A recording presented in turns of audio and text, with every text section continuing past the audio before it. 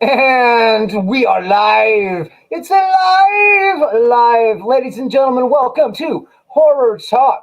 We have a very special night tonight at Horror Talk. We have a friend of mine, Kaci Hansen. She is the Homicidal Homemaker. If you have not heard about her, you need to hear about her because, oh my gosh, the stuff that she produces is amazing.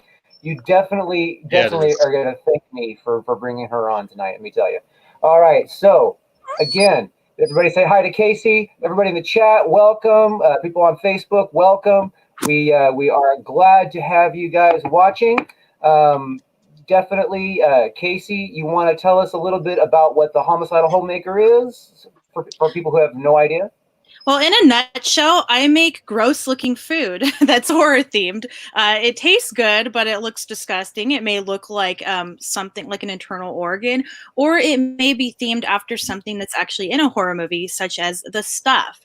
And it started off as a blog more than a decade ago and has since evolved into this monster of its own. I have it as a horror cooking show. I have a column in Room Morgue magazine, and I've also done recipes that are featured on Dread Central's show, Chronic Horror. So I'm kind of all over the place, spreading the love of horror and food combined into one. Two great tastes that go great together.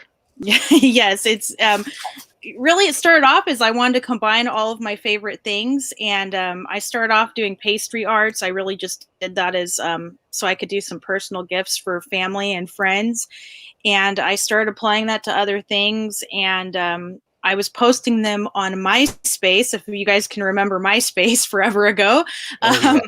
It started off that I was just sharing it on there, and people really started asking, well, I want to know how to do this myself so I can take it to Halloween parties, and that's how the idea of the blog came to be.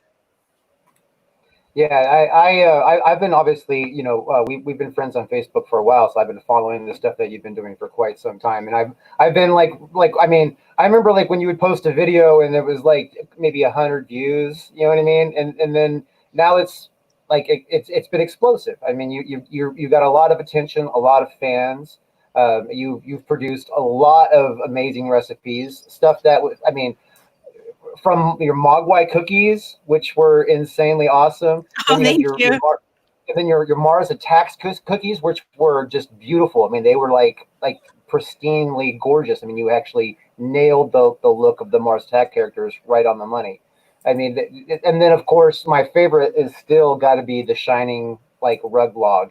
You know, oh, that one was so delicious. Like, not only is it like super cool to look at, because a lot of people, they look at it and they think like, oh, that's fondant or that's frosting, but no, it's actually, that's the dough of the cake. That's actually baked into the cake, and it's so fulfilling and rewarding to like have it turn out. And even if it doesn't turn out, it tastes really good. So, add a little fake blood on there and say that it was supposed to be like that. That's one thing that's really cool about doing horror themed recipes, is you can add a little gore on top and no one will ever know. They'll think it's planned.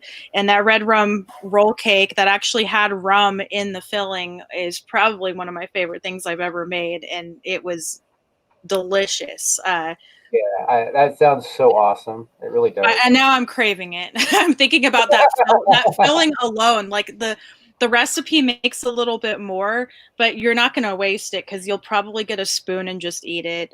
Ask me how I know that. That really impressed me. Camp Crystal Cake.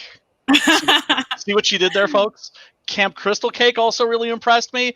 But what impressed me the most was the fact that you made the stuff. Oh, that was the legendary Larry Cohen film.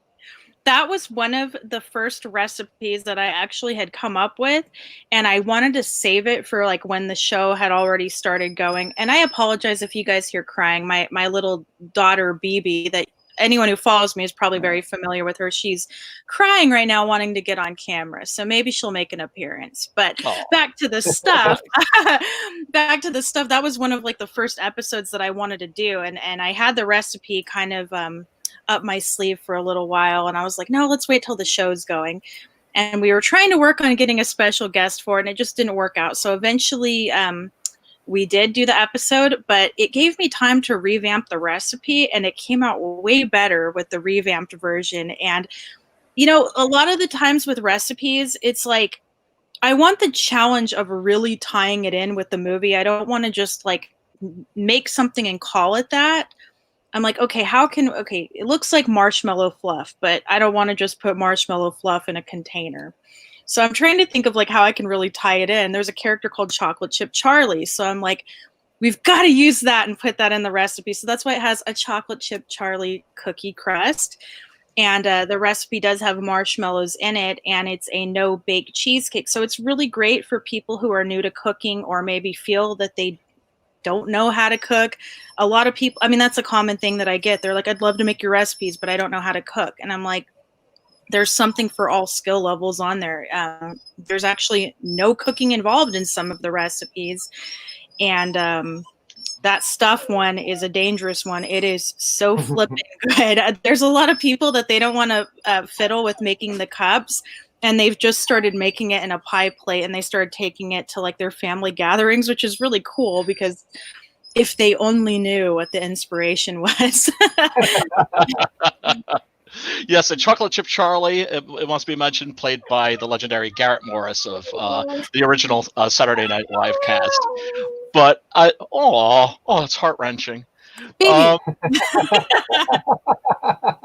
that's. I mean, she needs her love first. But I love the fact that you could actually go on your website and download like the labels, so you can actually make the stuff container. Yes, that was important to me. Comes in. Yeah. That was super important to me. And a lot of people, they're like, why don't you sell that? And I'm like, well, that's not fun. You know, like, I want people to make the recipes. I want them to do that. And it's like they already are going to have to buy all of the ingredients, and they're going to have to buy the cups to put it in. And it's like, why do that? Like, make it. I want to encourage and inspire. So that's why I put it on there for free. It's a free download. And you know, I want people, when they see it, I want, like, if they're having it for a party, I want their guests to be like, oh my gosh, you have the stuff. Where did you get that? And then they can tell them that they learned to make it from somewhere, and then they can make it for themselves. And the morbid food cycle continues on and on. So it's really important for me to put the resources out there so people have the same results that I do. The other thing that's very important to me is to make sure that these are realistically achievable recipes. I don't think it's fun when there's a bunch of ingredients that are very costly, and because I've done that where I've bought an expensive ingredient and then the recipe was less than impressive, and I felt like I was really out my money.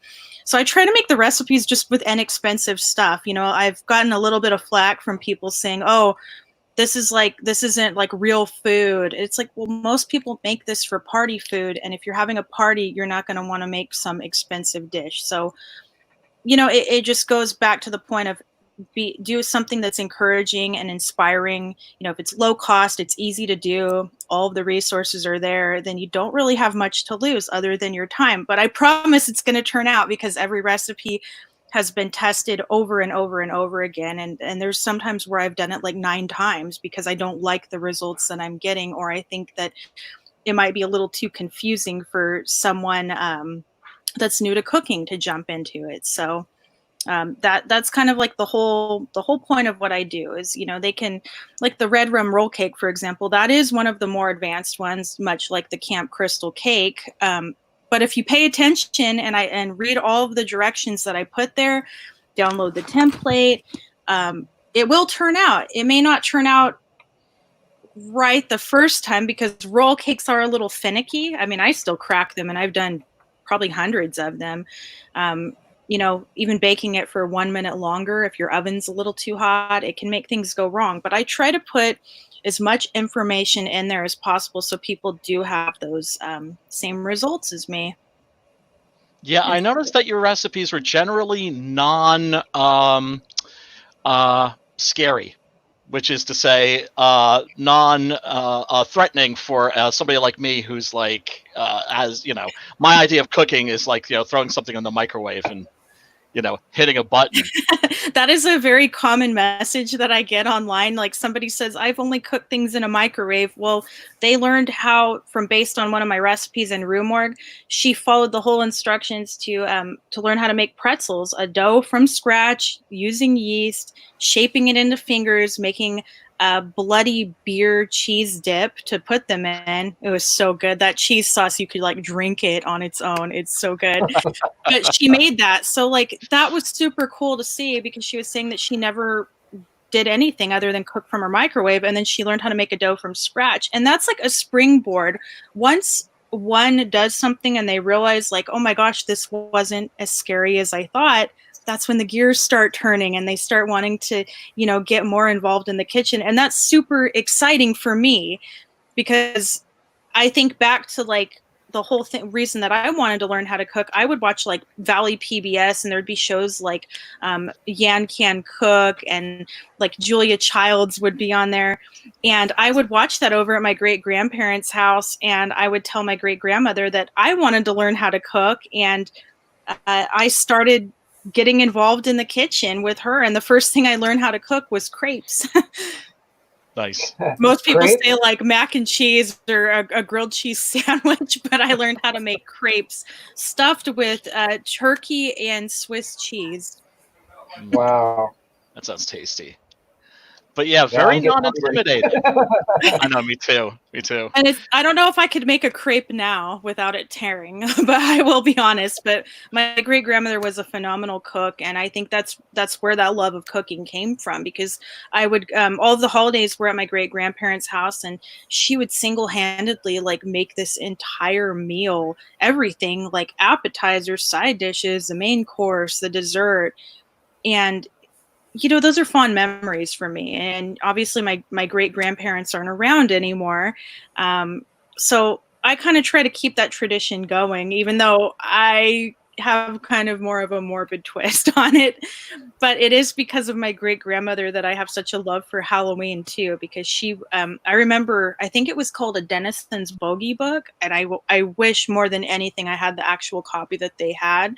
But it had like all of these like cool little Halloween crafts, and it was just this really old book. And like one of them was like a carrot that you'd put in your hand, and you'd put a tissue over it and stick pins in it. And it's like, oh, people think you're sticking pins in your finger, and just little things like that. Like I would be entertained with it. And then my great grandmother was also a professional seamstress, so I always had like the best Halloween costumes. So the Homicidal Homemaker encompasses all of these like fun memories for me that I have, and then all of my interests and the things that I'm very passionate about. And it's like that's what I balled up and put out there. And it's so cool that other people like it, and it's super awesome to see people actually making the recipes, because I will be honest, when I first started putting them out there, I didn't really think anybody would care. I thought like maybe 10 people would follow me on Facebook, and maybe someone might make one for Halloween.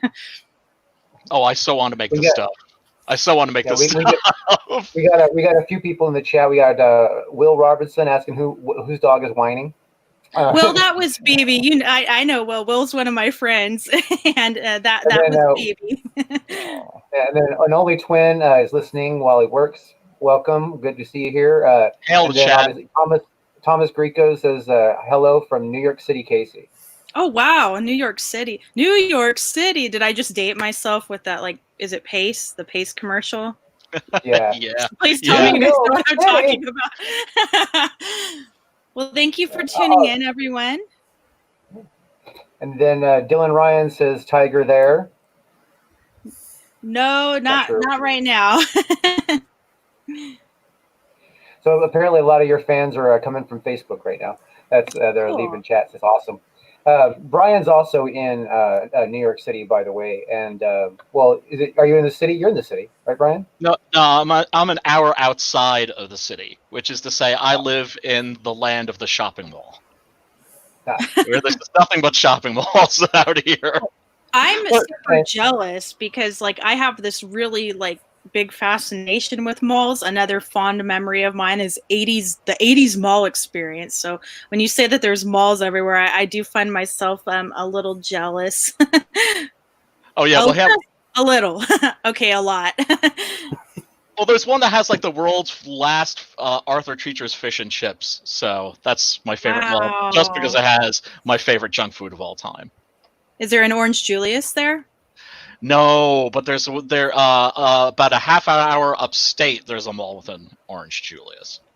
I have a little routine that I do every time I'm in Burbank. So I'm about 2.5 hours outside of Burbank, and I will go there to eat.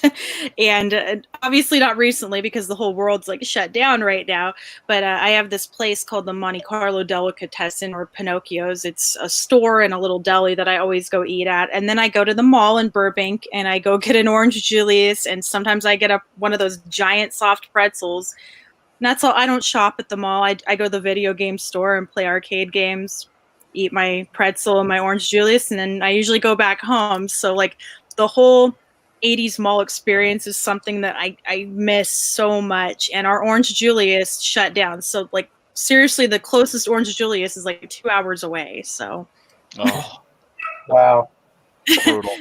And that was one of the inspirations for another recipe of mine. I did a chopping mall bloody Orange Julius with blood orange juice, and that was really cool because recently on Shudder, on the last drive-in with Joe Bob Briggs, they did chopping mall, and I noticed all of my website and my YouTube channel on that recipe, it started getting a lot of hits because people were like searching chopping mall, and I guess it was coming up in the YouTube searches. Well, then all kinds of people started actually making that, and blood oranges weren't in season at the time, so they were just using standard orange juice. Because that's another thing. If there's an ingredient that may be hard to find or maybe out of season, I always try to put an alternative, like, you know, blood orange juice, just use regular fresh squeezed orange juice. It'll still be good. If you want it bloody, add some food coloring or grenadine. So a lot of people started recently getting very nostalgic as well and making their own Orange Julius's. And someone posted a picture and said it was like their official drink of summer. So that was pretty cool. That's awesome. No, so there's still quite a bit to talk about. I keep thinking about like all the things that I'm trying to cover here. You know what I mean? And but before we go too far, I'd like people to make sure that they are aware of your add this to stream here.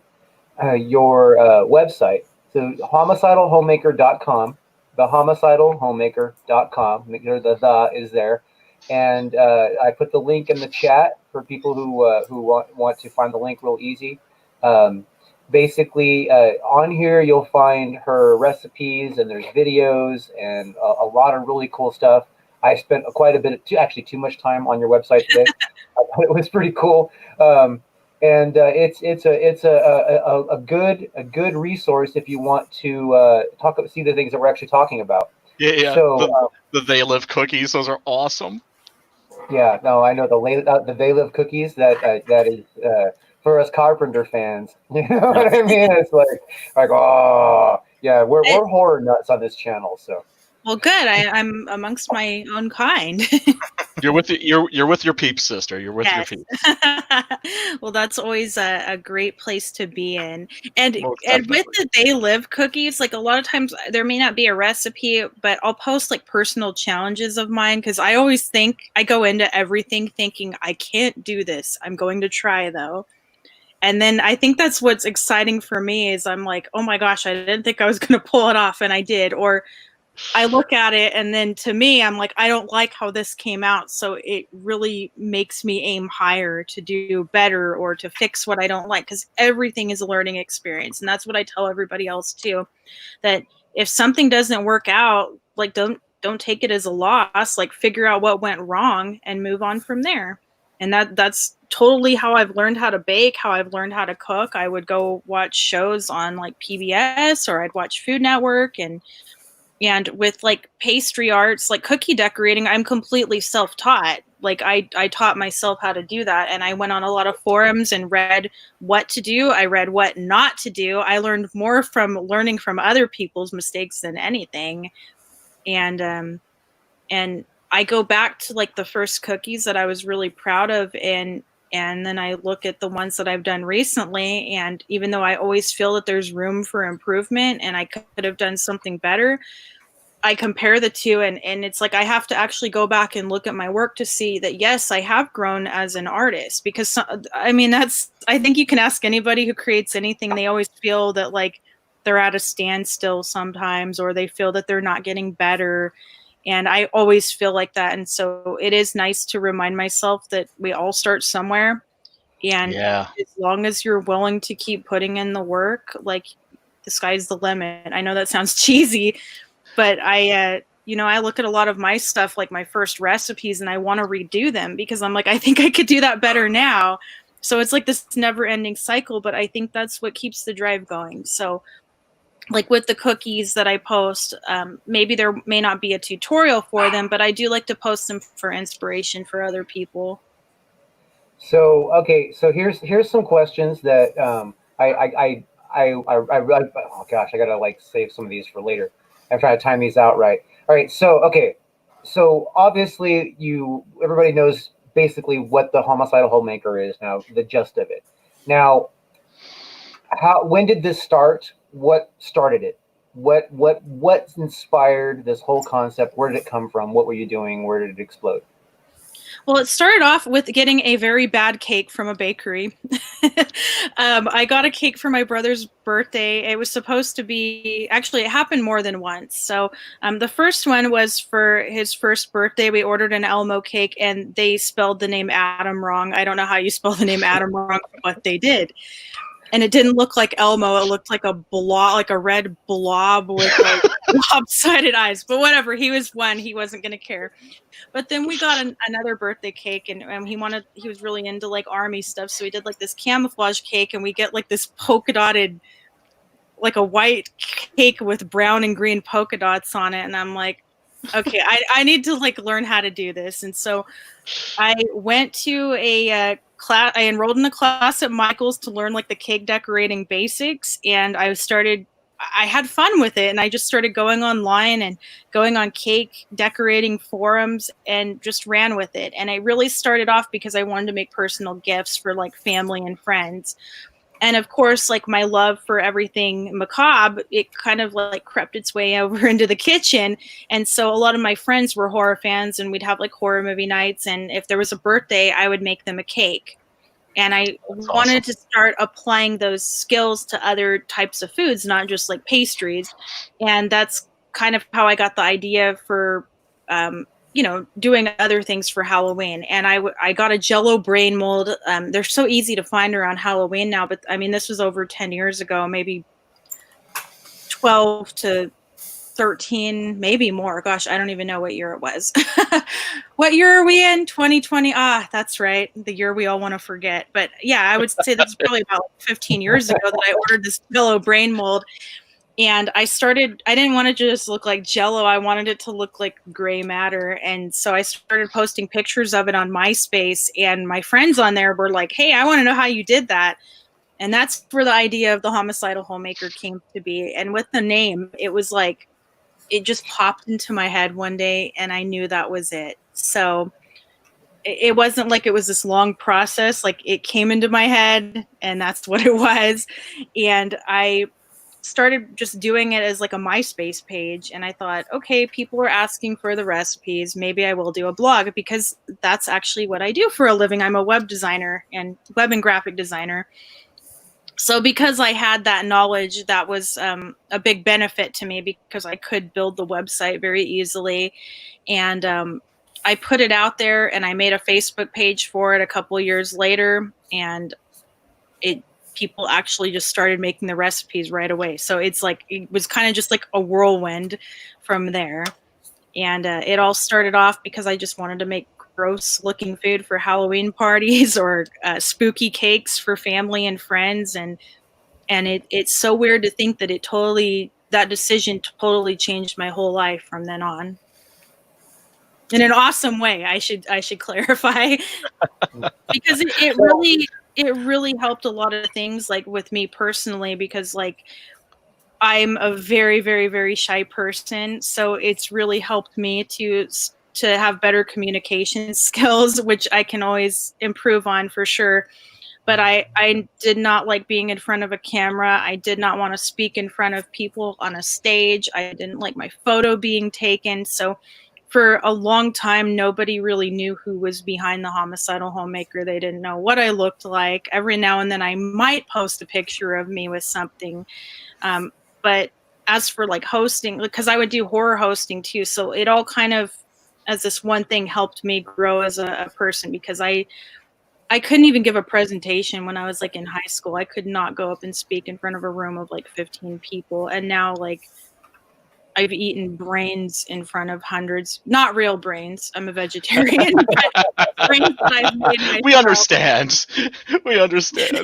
I'm an animal lover, so no real brains for me. But I've eaten fake brains in front of like hundreds of people on a stage and done stuff on live TV. And it's just weird to think that like I couldn't even really like speak in front of like 5 people in a room, and that shyness still comes out a lot. I mean, it's still there, but I've learned to overcome it. And if you would have told me like even 10 years ago that I would put myself on YouTube or do any of this stuff, Yeah. I definitely would not have believed anybody. Yeah. I've always been very socially awkward, and it's exposure therapy is what it is. It's like after you do it a few times, then you start to get a little bit more relaxed. You're like, oh, this isn't so scary. I can actually do this. And of course, when you get a positive response like you have, and you get all this encouragement, that's all the impetus that you need to just keep moving forward. But that base, that core shyness, that never completely goes away. Yeah, it's always there. I'm glad you understand. I do. I've spoken in front of I remember giving a lecture in front of 300 people and thinking, oh my God, how the heck how am I doing this? But that's after years of therapy and the right medications and, a lot of hard work. But it gets easier. And also you're doing something that's fun, right? Yeah. Yes, if it's not fun, I always say that if it's not bringing you joy and it's not fun, then stop doing it. Exactly. I mean, there's always going to be things that stress you out. Like anytime you pursue any type of endeavor, there's always going to be stress, and there's always going to be, something that gives you anxiety. But ultimately, at the end of the day, if you did not learn something and it did not bring you joy and you did not have fun, then you need to find something else, because life is way too short to waste your time not being happy and not having fun. So reassess and find a way to make it work. Amen, sister. Amen. So you were saying that you for a living do web design and graphic design. Do you still do that as your main income source? Yes, but I'm trying to spend more time focusing on the Homicidal Homemaker right now. So after 12 years professionally as a web and graphic designer, I recently resigned from my job doing that. So kind of on a different path right now, but I'm hoping that I'll have more time to devote to the Homicidal Homemaker now and do web design on the side, kind of keep it more as a hobby rather than a career. You say that you've also done some horror hosting. Yes, so I actually kind of put that on hold to focus on the Homicidal Homemaker. That started off, gosh, I would say, it's so hard to remember now. I want to say maybe 2007, 2008. It all kind of started. I would go to friends' houses and they would have these horror movie nights. And then all of my friends went to college and they were all over the United States. And I missed that camaraderie, being there with other people that laughed at the same things. And I went to this, the New Beverly Cinema in LA, and I went to a showing of House by the Edge of the Park and Demons. Oh, nice double feature. And I sat down because I was a couple minutes late because I love food. And so I was outside eating Domino's because there's one right by there. And I go in there, I'm a little late. The movie was just barely starting. And there's a guy in front of me and I'm watching the whole movie. And at the end of the movie, I realized it was David Hess sitting in front of me. And so I'm just like, okay, act like nothing, and then Jaretta was there, which I had met her at the Fangoria Con. I kind of freaked out when she was there because I love demons. And Lamberto Bava was there, Sergio Civiletti, and it was like this once in a lifetime thing that happened. And being in a theater watching Demons, which starts off in a theater. Sorry for anyone, if you have not watched that movie and I just spoiled something for you, that's your own fault because you need to watch the movie. we've discussed it, and it's very popular with this crowd here. Okay, so hopefully I didn't spoil that for anybody, but seeing Demons in a theater, and I don't know, just that everyone in the crowd was like yelling at the same things and laughing at the same things. And then there was this Q&A, and I had done a couple of like these movie nights where I live, but that feeling was something that like I wanted to have all the time. I wanted those people around me all the time. And so I started this horror movie club, and just once a month we'd meet up, I'd play a movie, we'd drink beers, we'd eat pizza.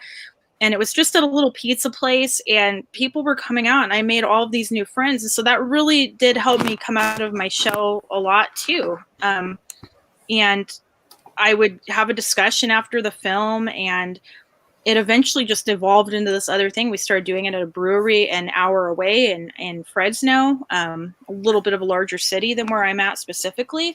And we were doing it at a brewery. So at first I called it B Movies and Brews, and we would focus on B movies, but sometimes not B movies, you know, just whatever we would feel like. Like, for instance, we did People Under the Stairs, and we had some of the cast there for that.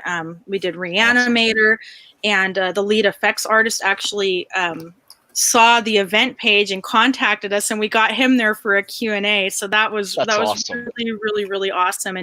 And he worked on other films, like he worked on I Come in Peace or Dark Angel, depending on what title you know it by. So again, when I found that, I'm like, I love that movie. You go in pieces.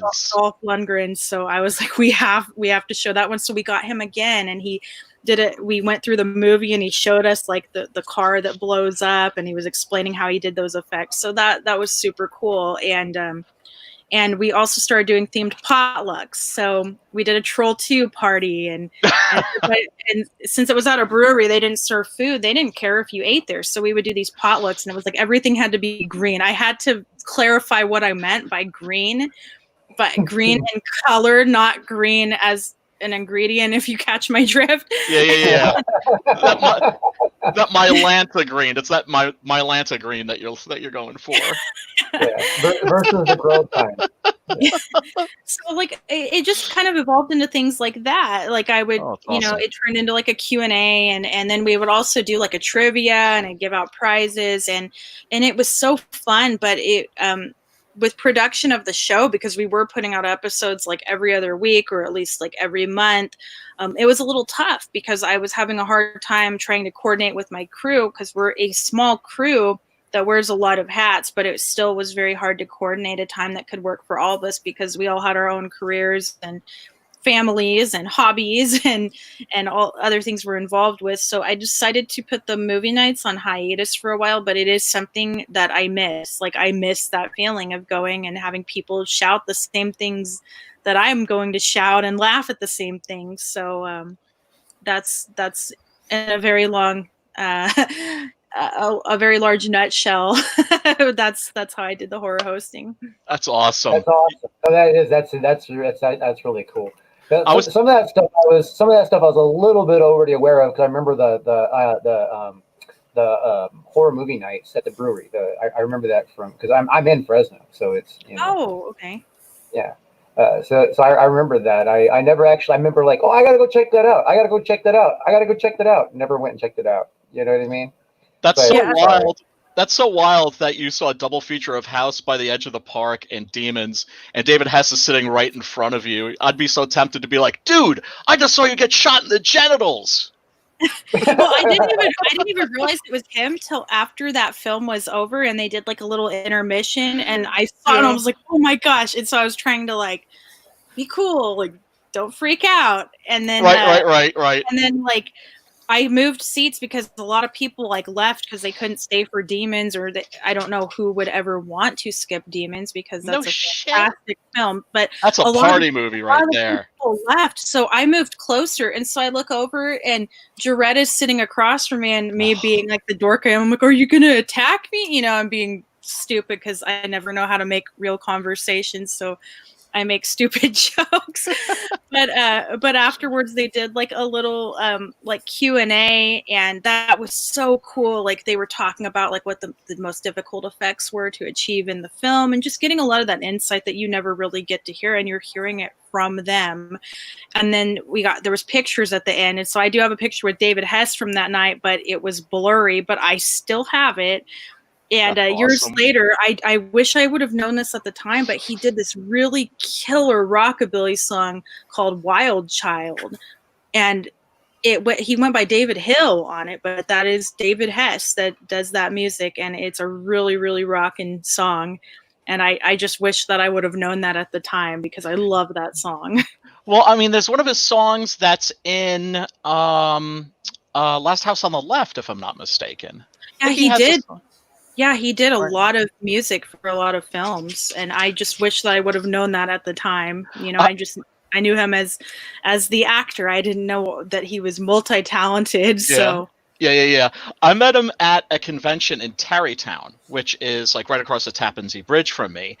And you know, my experience is that horror people are like the nicest people that you will ever meet. They out really of are. Every fandom, it's crazy. But he in particular goes out of his way to be extra nice because he's played all of these absolutely heinous, deranged, sickening, debased characters. So you get this impression that he's like, I'm not really like Krug. Yeah, he was a total sweetheart, and yeah, like I made a joke. I'm like, "You're not gonna put a razor up to my throat, are you?" You know, like anyone who's seen House by the Edge of the Park would get that. And he's like, "Oh no!" And he was telling me that it was like difficult for him to do those scenes, and he was just such a sweetheart. Yeah. And you know, I can say that about most of the horror actors that I've met. They're so nice and genuine. It's not like they're. I mean, there's. I've been to so many conventions, and I really can't think of anyone who was ever mean. Yeah, and also what's great about special screenings, like the awesome one that you were at, I wish I was at, is that you do get this feeling of love. You do. And it's a tribal thing. And it's wonderful for these people who in the regular world would not be celebrities. They're celebrities to us. Oh, they're the people that like raised us in a way, you know, like that's what we grew up watching. Yeah. And it's wonderful to like see them being on the receiving end of all that love. It's just it's a warm and mushy thing. And it's really cool because a lot of these folks, maybe they did a movie and they felt that it bombed at the time, or they felt that it was something that they weren't particularly proud of. And a lot of these people, maybe that discouraged them and they didn't do films for a long time or ever again. And then you find out there's like this cult following, and I'm still rooting for if someone can get a Tanis Illich at a con. He was the driller killer. Well, I don't know if you guys could see my shirt. Oh, hell my favorite movie ever, Slumber Party Massacre 2. He was the driller. That's a great one. He's actually the son of the creator of Little Caesars Pizza. So yes, I'm full of Slumber Party Massacre 2 like trivia. We could have like, that's awesome. We could have like this whole like podcast of just that. But I am still waiting for the day if someone can get him. I don't care where the convention is. I'm going to like take my savings and go to that convention because that is awesome performance. And so people like that, like there's people all over the world that feel the way that I do about Slumber Party Massacre 2. That feel that way about all these other movies that have cult followings. So that's one thing that's just great about conventions, because I look back thinking oh, I wish I could meet these people. And then like you have this social media, it's kind of weird because it's given you this insight to where you can talk to some of these people that were your inspirations. And also with conventions, you get to meet them. And the weirdest part about this now is people that inspired me or people that I, admired, they follow me on, like, they'll share one of my recipes and I'm just like, okay, let me go freak out for a minute. And okay, now I'm back. Like that's super crazy to me. Like I post a recipe and then someone from that film like shares it and I'm such a dork. I'm like, oh my God. So yeah, like these conventions and social media, like it is a perfect way. You get that warm, mushy feeling, like you said. Because like a lot of these folks, maybe they didn't have the career that they anticipated, or maybe they just changed gears. Maybe they just wanted to start a family. And then 30 years later, they find out their work has like all these people that are getting tattoos of it on their body. Yep. Yeah. Yeah. It's like very often they think that the films that they made were disposable. That, you know what? Nobody's going to want to watch this shit like in a year, 2 years, and like 30 years later, we're buying the Blu-ray editions. Yes.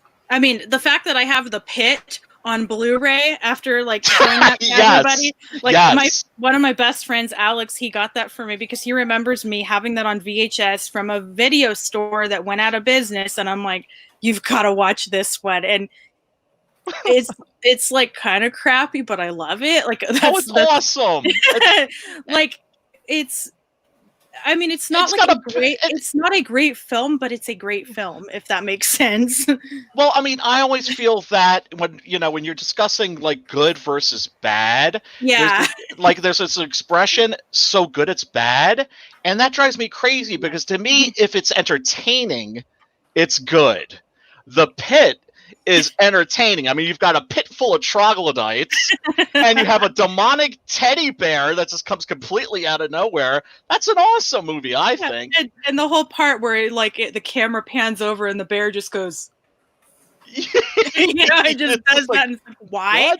I'm not complaining, but why? Exactly. The fact that I have that on Blu-ray now is like, that speaks for itself, that these movies that people were like, oh my gosh, I'm never going to act again. Like Troll 2 is a prime example. If you've seen Best Worst Movie, like the most heartwarming documentary. Oh my goodness. Yeah. So like, that's a perfect example that he wanted to like bury that movie. And then, hey, this is pretty cool. And everybody loves Troll 2. On alt.horror, I don't know if you remember Usenet. I'm dating myself here. I was on Usenet a lot. So was I. And there was a group called alt.horror. And of course, every now and then we would have people who would come in and that were outside the community. And they'd say, oh, could you recommend a horror film for me?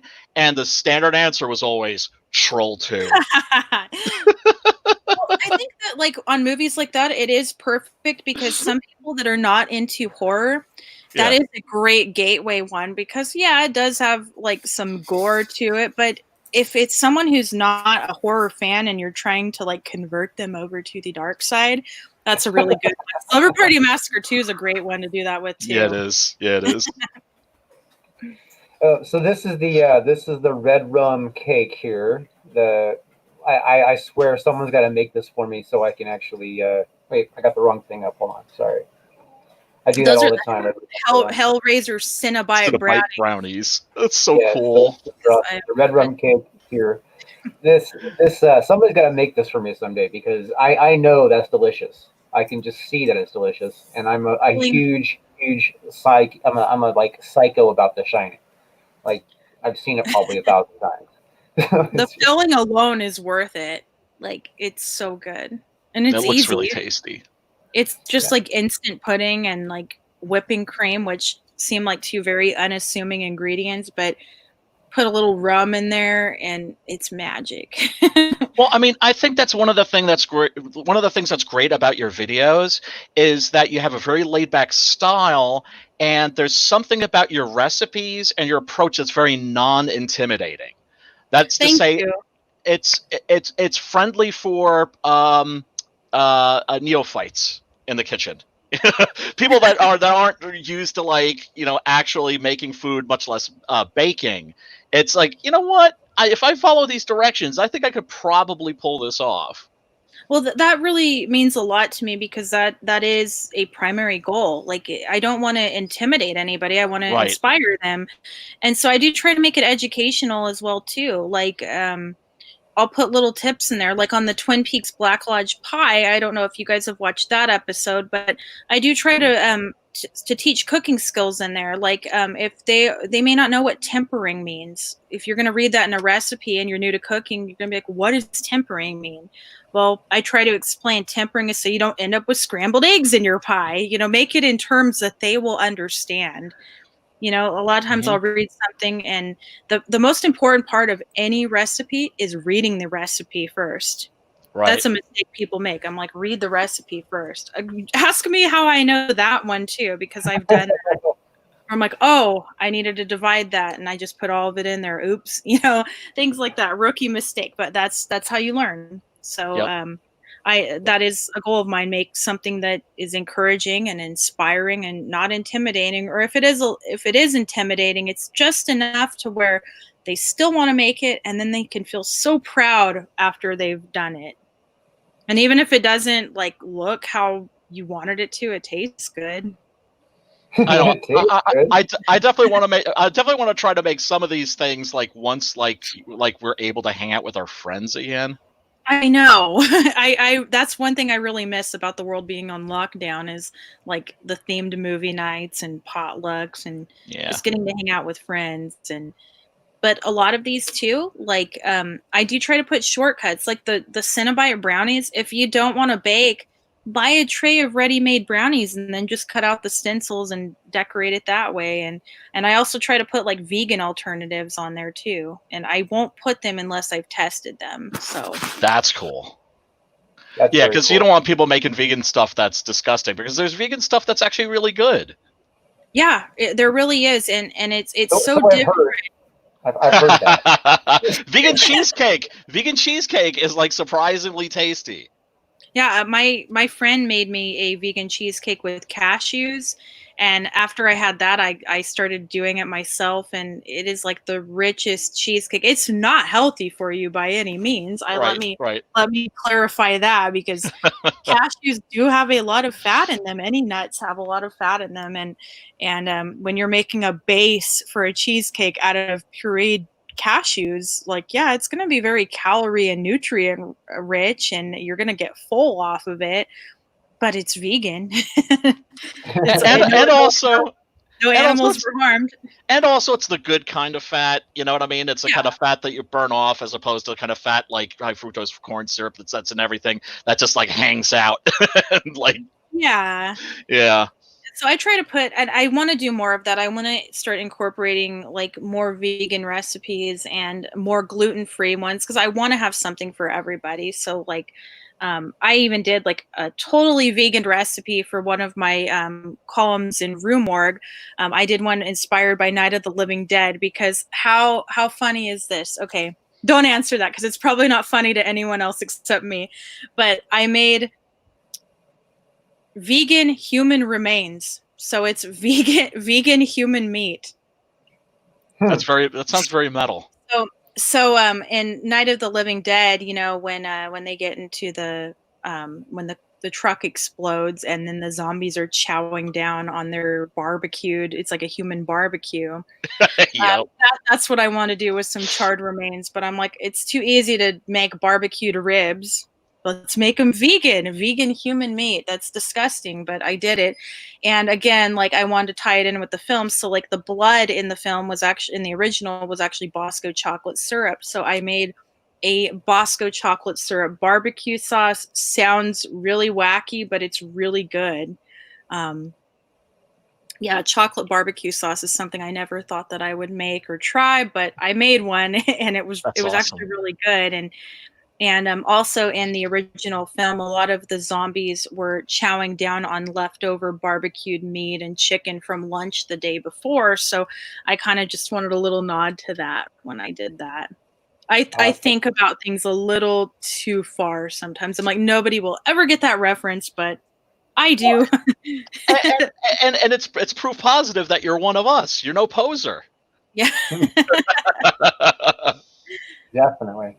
So okay, so you said that you had a writing gig with the Rumorg. Shutter.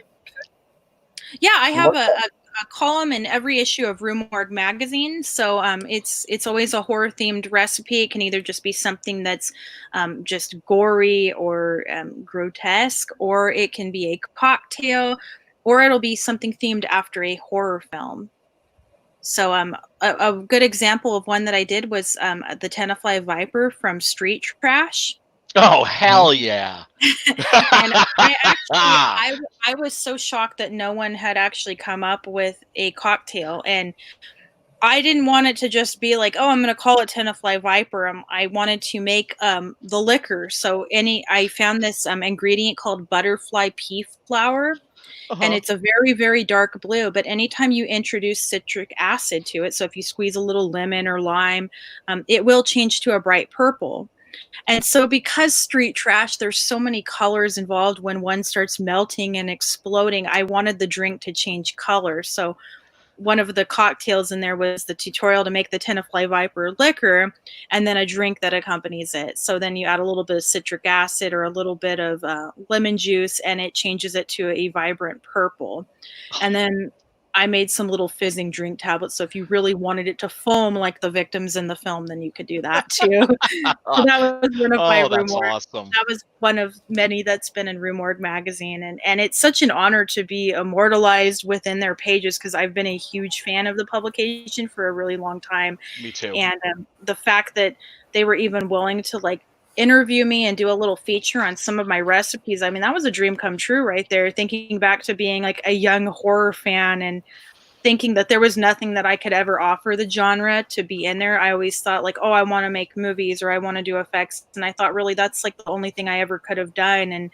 And just the fact that I have been able to contribute something to the community and to the genre, and that people like these pages of magazines that I've read for so long to be like within them now, it's an incredible honor. Like it's still a little hard to believe sometimes. And then the fact that I was offered a column a while later in the magazine is still something that I can't believe. Oh, that's so cool.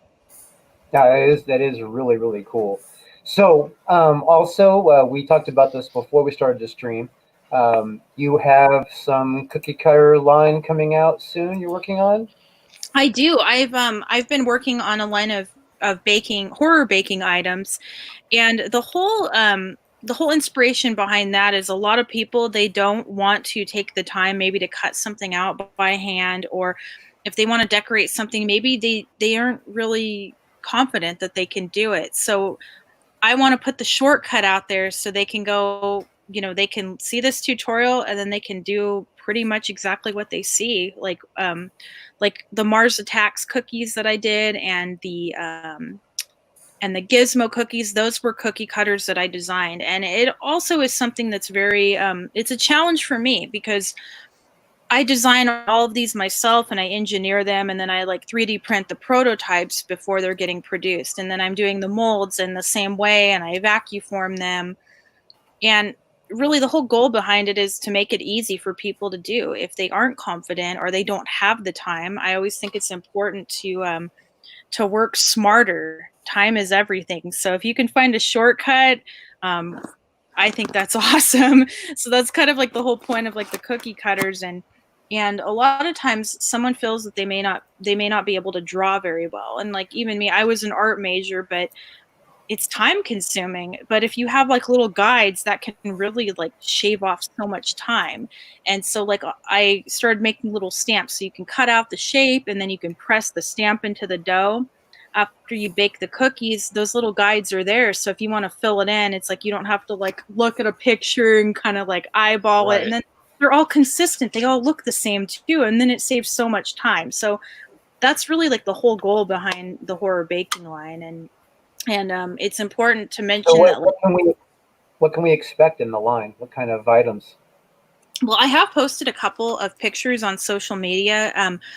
The one that kind of blew up was the Overlook chocolate mold that I did.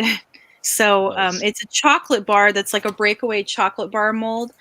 So it has the print of the carpet from the Overlook Hotel in The Shining. So you can fill that in with colored white chocolate or candy melts, and then after those have set up, you pour a little bit of chocolate in there, and it makes like the pattern of it. But because of the indentations, you can easily break away the chocolate bar mold for sharing. And I did another one that looks like the window from Suspiria. Oh, So nice. that's the same concept, and they are time consuming. You do have to fill in these little indentations, so they aren't necessarily easy, and they are there it is on the screen. So that was one of that was the first chocolate bar out of the mold that I designed, and then I prototyped it and printed it, and then I made my mold for it, and then I created the chocolate bar. And so I have a lot of fun with that because it's like I'm going completely from scratch, drawing it out, and then having this tangible piece in my hand that can end up in my belly too. It also makes the process less intimidating, once again, for people that maybe want to start doing this themselves. Exactly. I mean, think about like on Halloween or Christmas. You can make cookies in any shape, but what if you could put a Mars Attacks alien on your cookie platter instead? And the thing that's cool, like I posted a picture of what some of the cookies look like without icing on there, like on my Instagram. You could really just do like a gingerbread cookie or something that's flavorful without icing and call it a day. You wouldn't even have to decorate it, and it would still be cool. So that's really what I'm trying to do. And like, oh, there's one of the Mars Attacks ones without any icing. So you could make sandwich cookies. You could cut two of them out and put a little frosting in between, and you wouldn't even have to decorate it, and everybody would still know it was a Mars Attacks alien. So Right. There's no confusing that. Yeah. Rack back. So that's the whole point. Like if you don't feel that you can oh, that's my little guy that I made. With the bunny ears. It's all about the bunny ears. That was for our Critters peanut butter egg episode. So I really was inspired by Critters 2 and the Easter egg hunt scene. And so I got my friend Evan to dress up as the Easter bunny, and we went to a park in Fresno, and oh my gosh, like if people were coming up, can I get a picture with the Easter bunny, like asking if their kid can sit in this random dude in a bunny costume lap. Like, we're not really the Easter bunny. And then the funniest part was some lady walks by and she's like, nice critter. And I'm like, oh my gosh, somebody realized what it was. Like they saw the puppet, and I'd never made a puppet before. So people have asked if they can buy that puppet, and he's not well made at all. He's made from like cheap craft foam, and the eyes are ping pong balls, and the teeth are bamboo skewers that I trim the sharp point off, and like craft fur, and then I just stuck some like dollar store bunny ears on him. So he wasn't well made at all, but I didn't want to spend a lot of money on a prop, so instead I spent like 3 days and made this little thing, and that's really awesome. Like, thank you. That was I didn't think I was going to be able to pull it off, and it worked well for our episode. We made him pop up through the bush, and then I took like some like bouncy balls and covered them in the fur, and then for the Kreitz chasing my friend Evan, who was the Easter bunny, we just like threw the balls at him in the park, and so that episode's on the channel if anyone's curious about it. But that's really like how all of the episodes are. It's like we don't want to spend money on these props, and we do everything like on a shoestring budget. So a lot of times it's like go to the craft store, go to the clearance rack, find what we can find and make it. And that's exactly what I did with the Krite puppet. Well, it's like the cosplayers at the conventions. It's like it's not about money. It's about creativity and inventiveness and what you can do with very little. Yeah, exactly. And I mean that's really like what it's all about. Like and it's cool because it really it pushes you to expand and do things that you may not have thought to do before. Limitations just force you to be more creative. Exactly. Mogwai. Now, the fact that I've seen what these cookies look like without icing, and you have like the mogwai itself. I mean, obviously there's like details and stuff and that are elemental, but I mean, how easy are these to ice? Like, is it easy to apply the icing in the pattern because they're already laid out, or? Yeah, that definitely helped. I don't think that I could have made them as consistent as they were without those little guides. It really sped me up. With everything, I always learn a faster way to do it. Once you do one, you can find a way that works better. So I probably spent a little bit too much time doing these. I was really trying to get like depth in there. So I like did the ears first, and then gosh, I think I did the belly and like on his face, and then I did the arms last, and then all of his facial features because I wanted that dimension in there. But I really think that I wasted a whole lot of time on that. I think if I would have just filled it in, like do the colors that like do all of the white first and then let that dry and then do all of the brown because you don't want your colors to bleed together. But I think definitely having those guides there, anybody could decorate them. I think that I just spent a little too much time on these. Like I don't think it was necessary to like on the ears how I did like one layer and then did like another one and then did another one to try to build up that dimension. I don't really think that was necessary. I probably would never do that again if I made these. And then I was hitting it with an airbrush and so I put a little bit too much work into those, but they definitely wouldn't have ended up as consistent as they did if I didn't have those guides on there. So it's really kind of just like a coloring book, and then you fill it in with icing, and it's really fun. Then you get to eat them afterwards, and that makes it even cooler. But these look so pretty, I almost wouldn't want to eat them.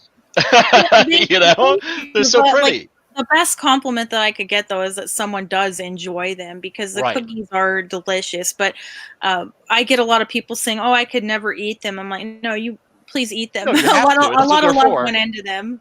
Yeah.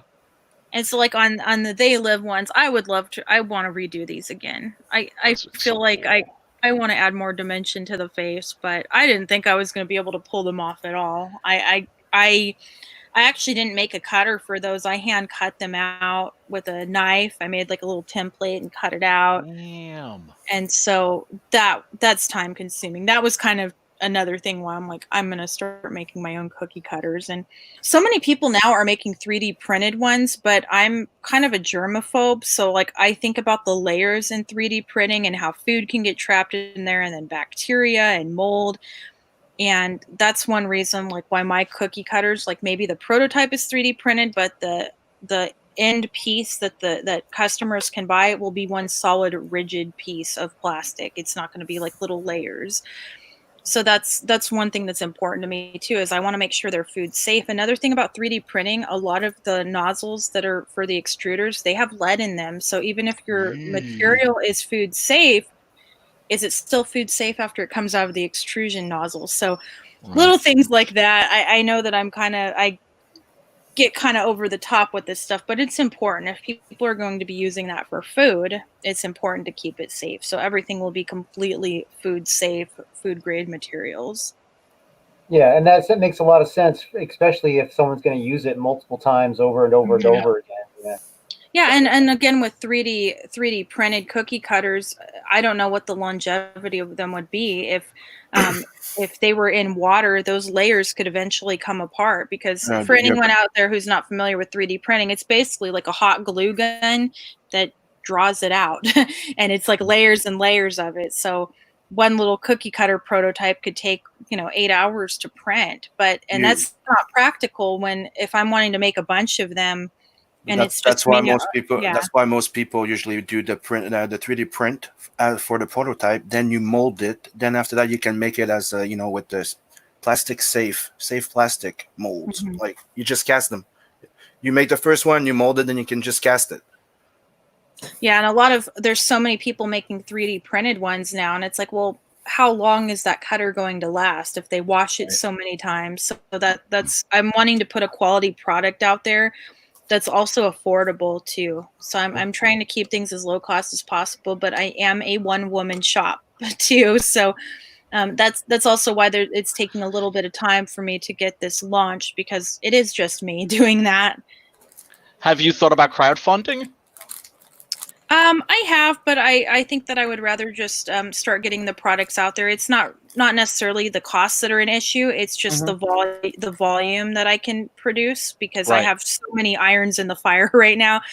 And recently, I guess the thing that kind of put things on hold is I decided to kind of hit the reset button on my entire life and resign from my career and decide to move after 9 years of one house. And so like this all just happened like in the past month. So Wow. I'm still getting settled in and adjusting and getting my little studio set up and renovating the kitchen so we can start filming. And because we do film in my my friend's studio in Fresno right now.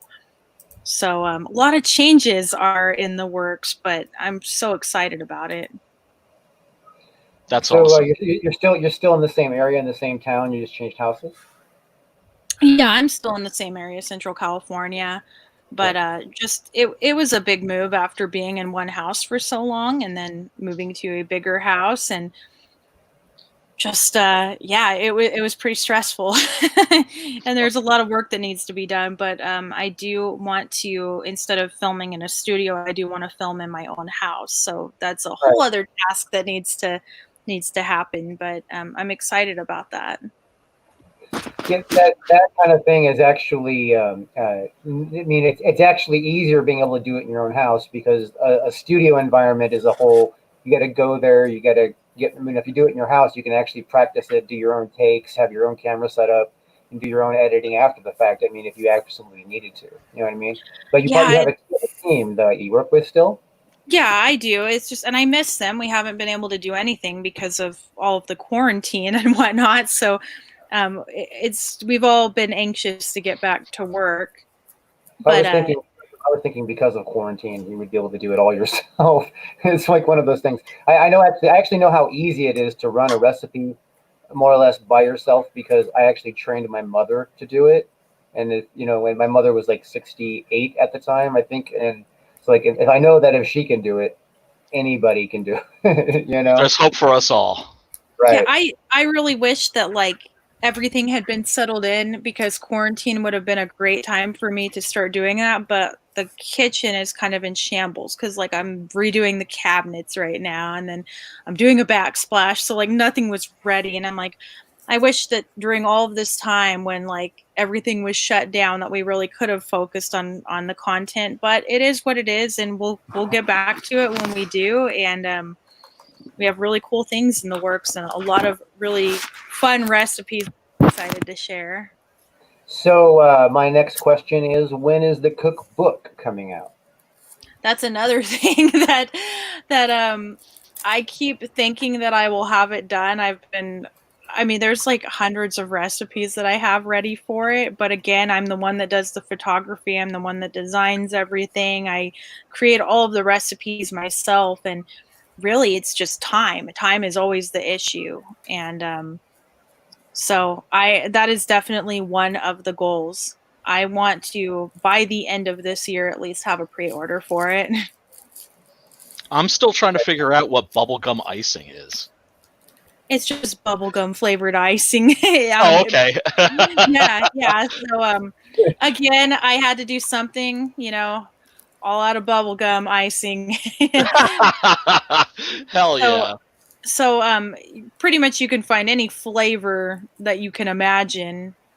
Oh, that was a first pull on my vacuum former of the overlooked chocolate mold and the Suspiria stained glass chocolate mold. Oh, that's so cool.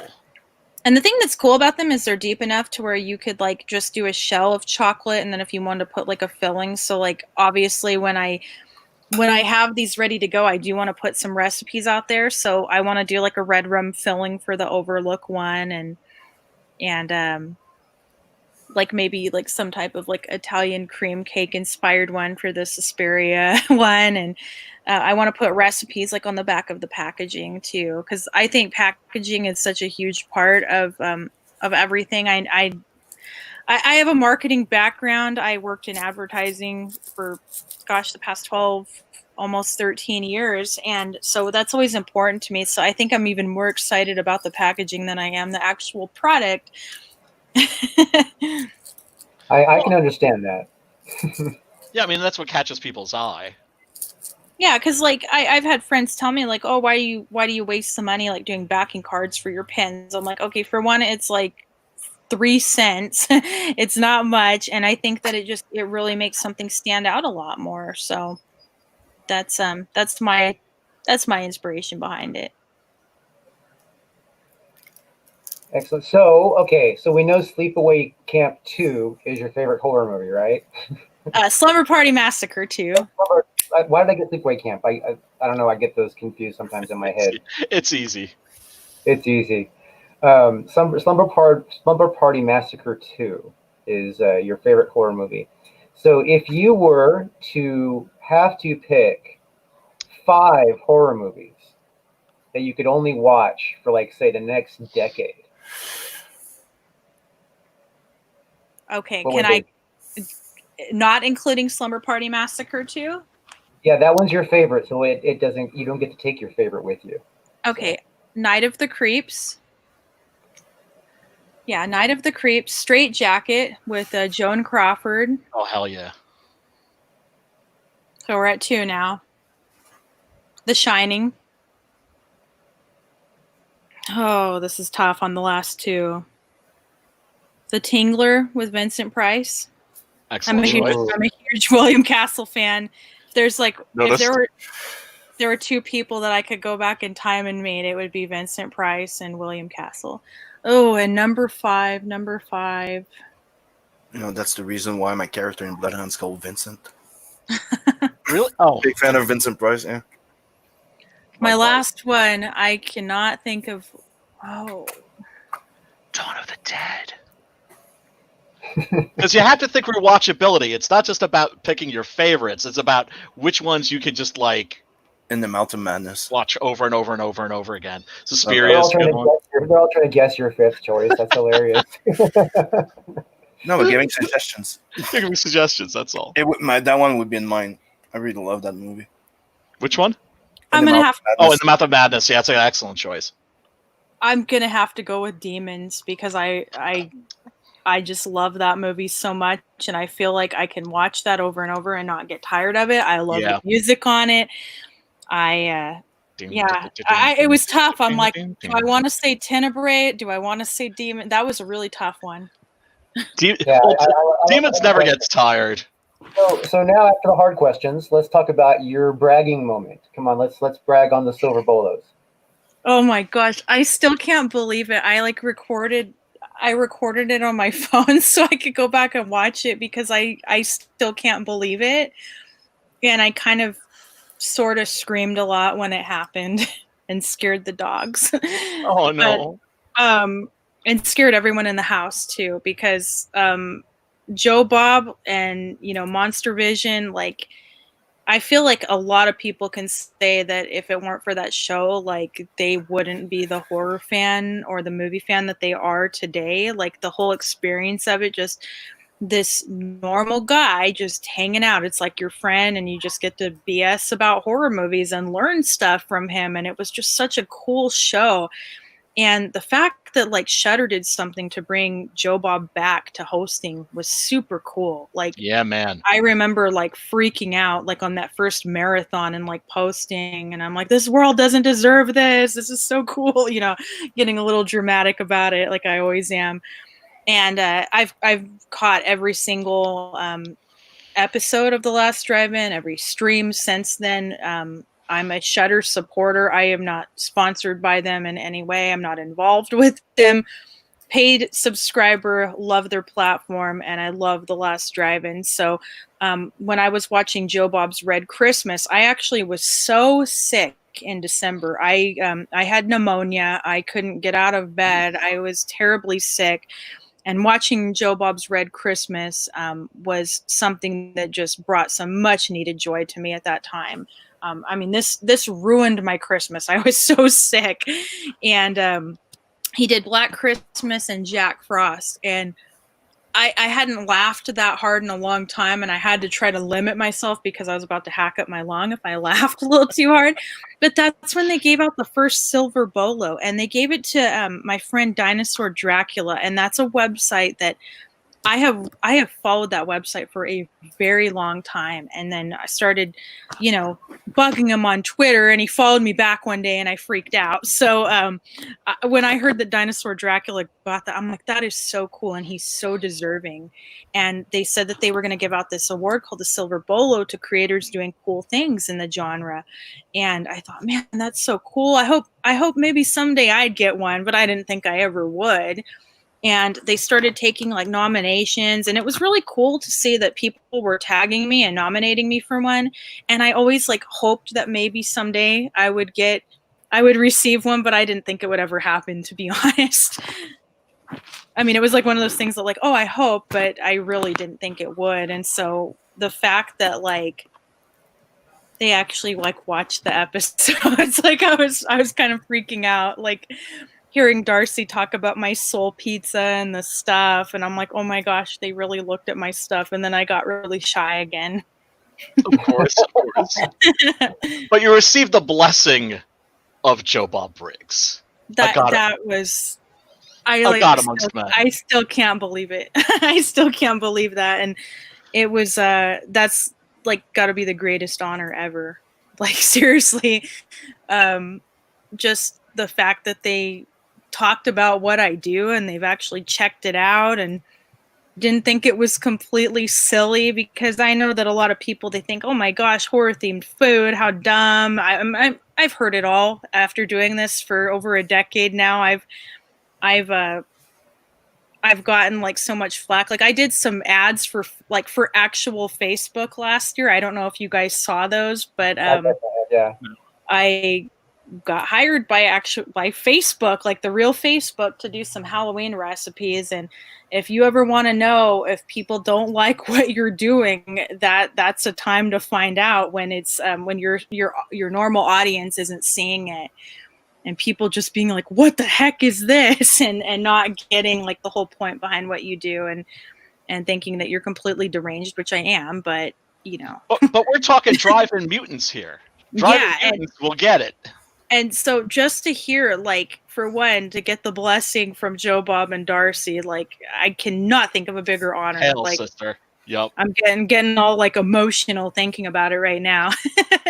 And I'm sure everyone's probably sick of me talking about it, but that was bragging rights, sister. That was like the first award that I've ever gotten. Like, there's been so many times, like, I've been nominated for rondos, but in all honesty, I love the rondos, but in all honesty, I think that they need to maybe have a couple more categories for like the little guys like me, because when I'm on there, when someone's nominated in my website for like best multimedia site or best, website, I don't really stand a chance with the big guys out there, like Bloody Disgusting. And these are all my friends. Like, they're all so supportive of me, but like, those are names everybody knows as a horror fan. Like, everybody goes to those sites for horror news. They go to Dread Central, and a little guy like me doesn't really stand a chance in that same category. So I always feel like, okay, it's awesome, and it's a complete honor to be nominated for the rondos. The fact that anyone would even think of me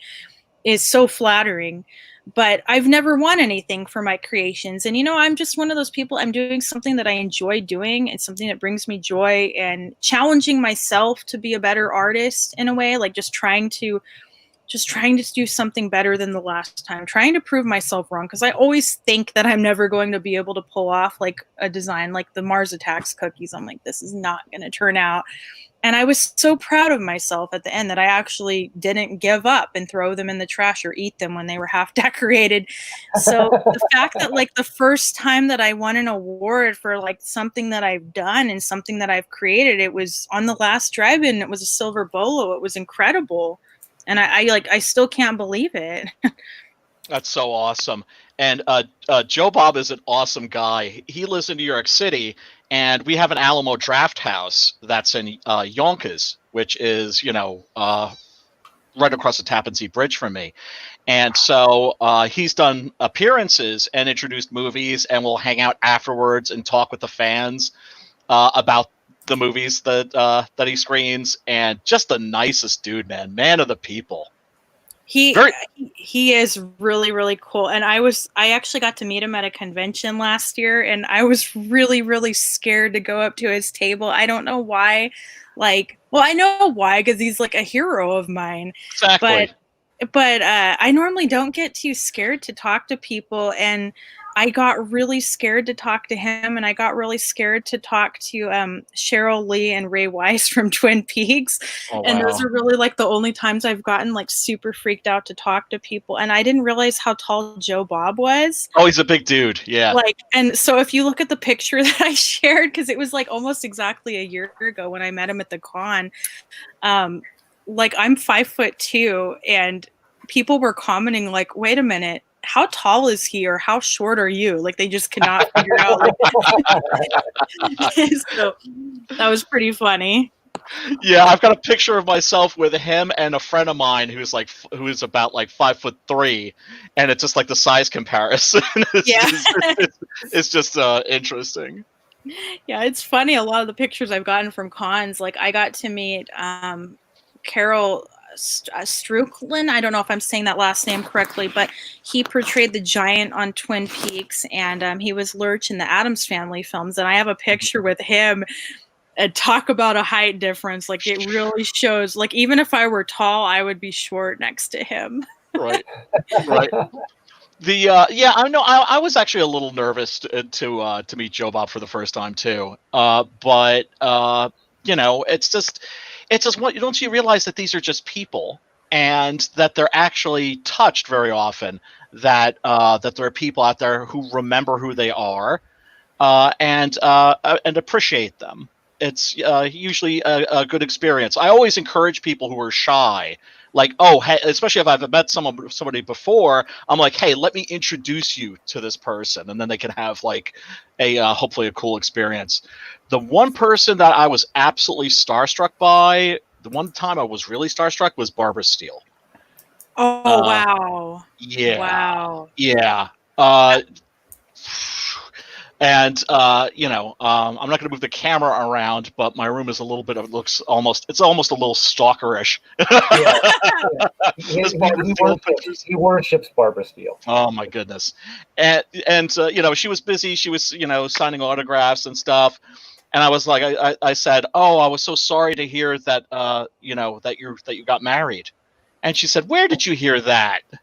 And I said, oh, the internet. And well, I believe everything that I read on the internet. And she smiled and she looked up at me with those cat eyes, and I was like, blah, blah, blah, blah, blah, blah, blah, blah, blah. We keep telling him that was his opportunity. She was opening. I know. I know. I blew it. You have to keep reminding me. That is such a cool story, and like such a memorable experience. Yeah, and it's like it's one of those things about like the horror genre and these iconic people that you go and meet them, and they don't have like this attitude about them. No. And that's what makes it so enjoyable and so fun. And in that moment, you're just this fan, or it feels like you're just this fan that they'll never care about, and you go up to them, and in that moment they make you feel so important. Absolutely. And the thing is, it's like Roger Ebert said, like the difference between a movie star and a celebrity and like just an actor is movie stars are people that were stars when you were a child, or people that you watched when you were a child. So when you're, Joe Bob is one of those people I've been following like since I was like 14 years old or something like that, So it's always kind of freaky to like finally actually see somebody in real life that you're used to seeing on a screen. There's something that's very odd and dreamlike about it. I want to expand on what you said. I would say movie stars are people who they build movies around. You know what I mean? Oh, there you go. But movie legends are the ones that were stars when you were a child. They weren't necessarily stars. They were like iconic. They hit you in a certain way. They don't. I mean, I can think of small time actors back when I was a kid right? That had hit me in a certain way. They maybe did one or two small movies, and maybe they got paid okay for the roles, but they only did a couple of movies. And it's like I will watch them today, and I'm like, man, that actor was iconic. What happened to his career? What, you know what I mean? Like, why did they stop? I mean, it's like, obviously the biz is a nightmare. You know what I mean? Right. But it's a lot of people drop out because it's just not worth the time use. But some people are obsessive, and they'll make movies for free. And then there's people in the middle there who actually kind of make a living on it. Oh yeah, well that's the convention circuit. It can be quite lucrative for these folks, and that's a great thing. Well, and the thing that's awesome about like conventions too, and especially like a lot of places, like I'm very envious that you have an Alamo Draft House, because if I had one near me, I'd probably try to get a job there, or I would be there every night. And before the COVID, man, it was like my second home. So I'm very envious that you have one of those near you, because I want to experience one so badly. But a lot of like Alamo Draft House and like conventions, the thing that's been really cool about them is there's these people that like went dark for so long, and then their like first convention or their first appearance, they pop up, like Horrorama in Canada. I believe it was Horrorama. They had Lisa Schrage, I believe is how you say her last name. She was Mary Lou in Prom Night 2, and it was her first convention appearance ever, December 2019. So, like, the fact that like somebody's tracking these people down, and like, I mean, that's got to be a cool feeling for them. They're like, oh my gosh, all these people after all this time, this movie that's from like 30 or more years ago. And so that's really, I think that like what streaming and these conventions are doing for these people that are iconic to us, I think it's great. It's like this resurgence of their career, because a lot of these people that watch Shudder, or maybe they weren't subscribed to Shudder and now they are, they may not have known who Joe Bob was. If they are not like of a certain age, they likely probably never saw Monster Vision, at least not when it was live on TV. But you know, a lot of these people, they're introduced to it, and then they go back and they start learning more about it. But then there's new fandoms. So it's like you have something, you're bringing in something for the old fans, and then you're reaching this new audience. So it's got to be so cool for them to have like this resurgence of their careers as well. They really do love that. Like, you know, I brought like two of my millennial friends that I turned into Joe Bob fans, and like I explained to them, it's just like, yeah, it's like we're like vampires or zombies. It's like I got bitten, I got infected, I bit them, and now they're infected. Now they're Joe Bob fans, and cool. Yeah. I mean, it's and then of course, what's great for these folks is that they're, you know, walking down the street, nobody's going to recognize them. And they're not celebrities. But then it's also the same thing at comic book conventions, too. These are people that aren't celebrities in the regular world, but then they walk into a convention or an Alamo Draft House, and then they're like movie stars. And that's like, really cool. Yeah, so it's like they have like the cool kind of celebrity where you can just like leave it behind you. That's awesome. And next time that Joe Bob's at a con, because like I was very fortunate that the convention I went to, they actually listened to their attendees, or in my case, I was another guest there. They said, who do you guys want to see? And I left a comment. I'm like, anyone from Twin Peaks and Joe Bob. Well, they got a bunch of people from Twin Peaks and they got Joe Bob. So like they made some of my dreams come true. And one thing that was really, really cool about the con, this is like the only time I've ever cried meeting anybody. Yeah, I made my Twin Peaks Black Lodge pie for Cheryl Lee and for Ray Wise. I made like a little mini one, and I was so scared. I'm like, I don't know why I got scared, because even though I'm shy, I'm not really scared to talk to anybody that's like that I'm a fan of, because I'm usually just so excited that they're there. But I was really scared for some reason. And so I went up and I'm like, hi, I have this blog and I made this pie. And like, I just feel stupid. I'm like, I made you this pie. It's themed after Twin Peaks. And, you know, I would be honest, if someone gave me food, like I would be a little hesitant to eat it if I didn't know that person. Right. But I figured since I was a guest there and like I put like my card and stuff on there, it's like they at least know who I am. It's not like I'm just some random person. I'm on the posters for the event too, so they would know who made it. well, the next day, like, I didn't want to go ask them, like, oh, did you like the pie? And make them awkwardly, like, pretend that they ate it or anything. Right. Well, I took a break from my table. My friend who's watching my table calls me, and he's like, hey, someone from the con just came over here looking for you. They said that Cheryl Lee asked if you could come to her table. And at that moment, I was like, oh my God, oh my God, oh my God, I'm really scared. And I went over and like she came up and she like gave me a hug. And she's like, aside from my grandmother's pie, that was the best pie I ever had. And I like just started like crying. And I was like, oh my gosh, that's the best compliment ever. And she told me, she's like, Ray took the whole thing and picked it up and ate it himself. Because they were like little pies, but it's enough for 2 people to split. It's just like a little tiny pie.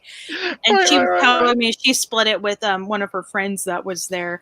And she's like, Ray ate the whole thing. And then like, I was recording and they were like, Casey's pie is awesome, but my mic failed me. But I have the memory of it and I have the video with no audio of it. But that's so awesome. That was like the only time I've ever cried. Like, and I like walked off and like cried after because it wasn't like just from meeting someone, like they were complimenting something that I did. And so it was like super overwhelming. And I'm like, okay, I'm never going to cry again.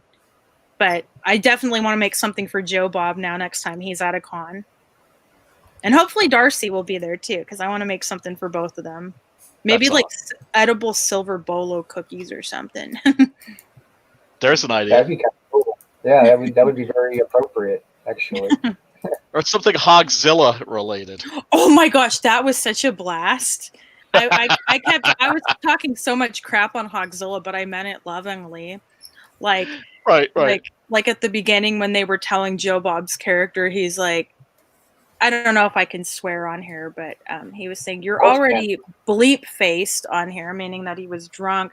And I tweeted, I'm like, maybe he actually was after reading the script. I was just, I was just poking fun at it, but I meant it so lovingly. Of course. Well, I remember like when he did the very first last drive-in, because it was supposed to be his swan song. He was like, I'm never doing this again. And somebody mentioned like Hogzilla. He's like, yeah, no, I'm like, I think once they made it a regular series, he was like, yeah, like you're never going to see Hogzilla on here. Never, ever. And then of course, had to make it happen. It was so fun. Yeah. It was a blast. Yeah. I mean that's why I subscribed to Shudder. It was just like, and I love the fact that the people that were behind that show that approached him were just like, oh, well, we want you to do Monster Vision. It was like, you don't want me to do something new, or like, no, just Monster Vision. It's like, yes, thank you. KISS, KISS. Keep it simple, stupid. Well, if it works, it works. Or keep it super simple, whichever way. If it ain't broke, don't fix it. Now, this also looks very, very cool. So, if you don't like find a way to like sell this, I'll be disappointed. Oh, the hot buttered red rum. Yes. So, have you guys ever had a hot buttered rum drink? No. Yes. They're so good when you're sick. They're like kind of like a hot toddy, but much more rich. There's actual butter in it and a lot of sugar and a lot of spices, but you can like put it in tea or just use hot water or apple cider and just put rum. I mean, you could really use any kind of liquor that you want. But I wanted to do a warm winter drink. If you're freezing out in the hedge maids and you need to warm yourself up and defrost, what better drink than a hot buttered red rum? You know what? You should definitely talk to the people at Hobbs Grove about having a because they bring a lot of people in. It would be a good location to move actual product as well as promote your brand. Yeah, I'm sure Hobbs Grove is close, so. Yeah, I haven't been there in a while. I remember they had like Sid Haig out there, and I want to say that they had. I miss Sid. Oh my gosh, man, that hit me hard when he passed away. Yeah, me too. He was a really, really easy to talk to guy. I actually got to have breakfast with him. My dad and my brother and I did at a convention one time, and I like forgot who I was sitting there talking to. Like, honestly, I was just like talking to him and felt so at ease. And I didn't get to meet him when he was at Hobbs Grove. I think I was in college at the time and had like a final or something that I could not get out of. I can't tell you how many things I missed out on because of things like that. But I remember Hobbs Grove would do like meet and greets with they had someone involved with Friday the 13th, but I can't remember who it was. Yeah, And, the thing, I can see where because of the weather at Hobbs Grove, something like this, obviously, you know, it having a non-alcoholic version possibly would sell like gangbusters there, and then obviously cookies and stuff. I mean, I would be considering their proximity to you, and because of how many people flow through there on a regular basis. I would definitely reach out to them to see if something could be worked out, because you could make large income, you know what I mean, during the time that they're open, probably, if you could work something out. yeah, that would be a lot of fun because I love what they do. I haven't been able to make it out, gosh, in a few years, just because of like my own schedule. Because I used to do like my own large scale like horror events every October, and get committed to so many things that I would actually just want October to be over because I felt like I didn't have a moment to breathe. But I've since tried to nix some of those things just so I could have a little bit of sanity in my life. So maybe if the world has reopened again, that is something I could do this October, because I do miss going to haunts and getting to do all that fun stuff, because that was such a huge part of like when I was younger. I would, if there was a haunt, like there used to be one called Satterstrom's, I think, around here. Yeah, right. And then they closed Satterstrom's down, and then they were remember they were used to have the the haunted sanitarium. They would actually open that up for the haunted houses. Yeah, the Andlebury Estate, I think is what they called it. And I went to that with two of my friends. I was trying to set them up on a date, but I was pretending like I wasn't, but I totally was. And it totally worked because they ended up dating for like 8 years after that. But I went there and we thought we were going on an actual tour of a sanitarium. We thought that they opened it up and you could actually go in there and look at the sanitarium. We didn't know it was a haunt. And we felt so stupid when we went there and like a guy in a mask like jumps out at us and we're like, oh, we thought it was a real tour of like this old sanitarium. And they just looked at us like, how stupid are you? It's around Halloween. But like somebody told us it's a real sanitarium and they're doing a tour of it. And I'm like, oh, cool. I want to go see it. And then they were like, yeah, there's a ghost in there. And if you go in the kitchen, like it smells like cookies. And I'm like, well, maybe someone was baking cookies in there. But we actually had fun. It was a fun haunt. And I miss all that because it seemed like there were so many going on. Like you could pick one weekend to do this one weekend to do another one. And I haven't been to Hobbs Grove in like a few years, but I did go to Winchester for their candlelight tour. And the thing that I liked about it was that they did have themed food and drinks. And then like at nighttime, it was like kind of a different thing because we went to like the Winchester tours and the extended one, and then we stayed for the nighttime one, and that's where they did I just recently did that myself, so yeah, it was fun. I took my mom because like my mom ever since I was a little kid, like we used to go to places like the Mystery Spot, like touristy stuff, and we always wanted to go to Winchester Mystery House, and she never had been.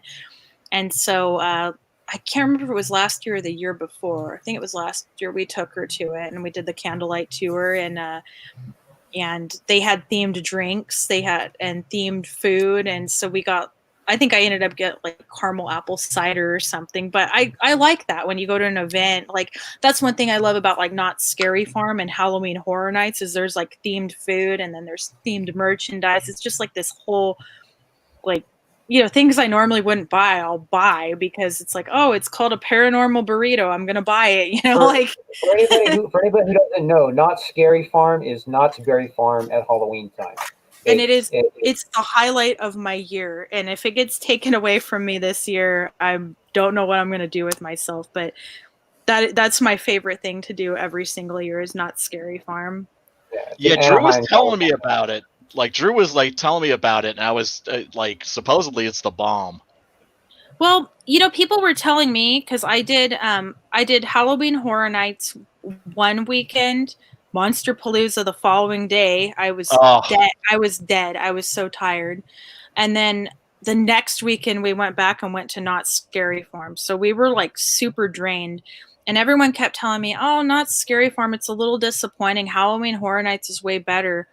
We went into Not Scary Farm like not thinking that we were going to enjoy it as much. The whole time, my brother kept calling me Huell Hauser because I was recording, and I'm just like, wow. And he said I sounded like Huell Hauser when he's on California Gold, and like I love that show, by the way. But my brother's like, okay, Huell Hauser, shut up already. And I like ruined I ruined all of my footage, like talking about like, wow, that's amazing, like everything. And I was like, can I just never talk again? Oh my gosh, like hearing myself on that. But it was so cool. Like the actors did not break character whatsoever. And I think the thing that I liked about that, it was a little bit better of an experience for me. Halloween Horror Nights it was incredible. I mean, the budget that they put behind those mazes is insane. And the actors were great. It was a bit much for me though. It was so much walking, and because I got there in the daytime, I had gotten too much sun. Obviously, I don't get a lot of sun. I don't do well in the sun.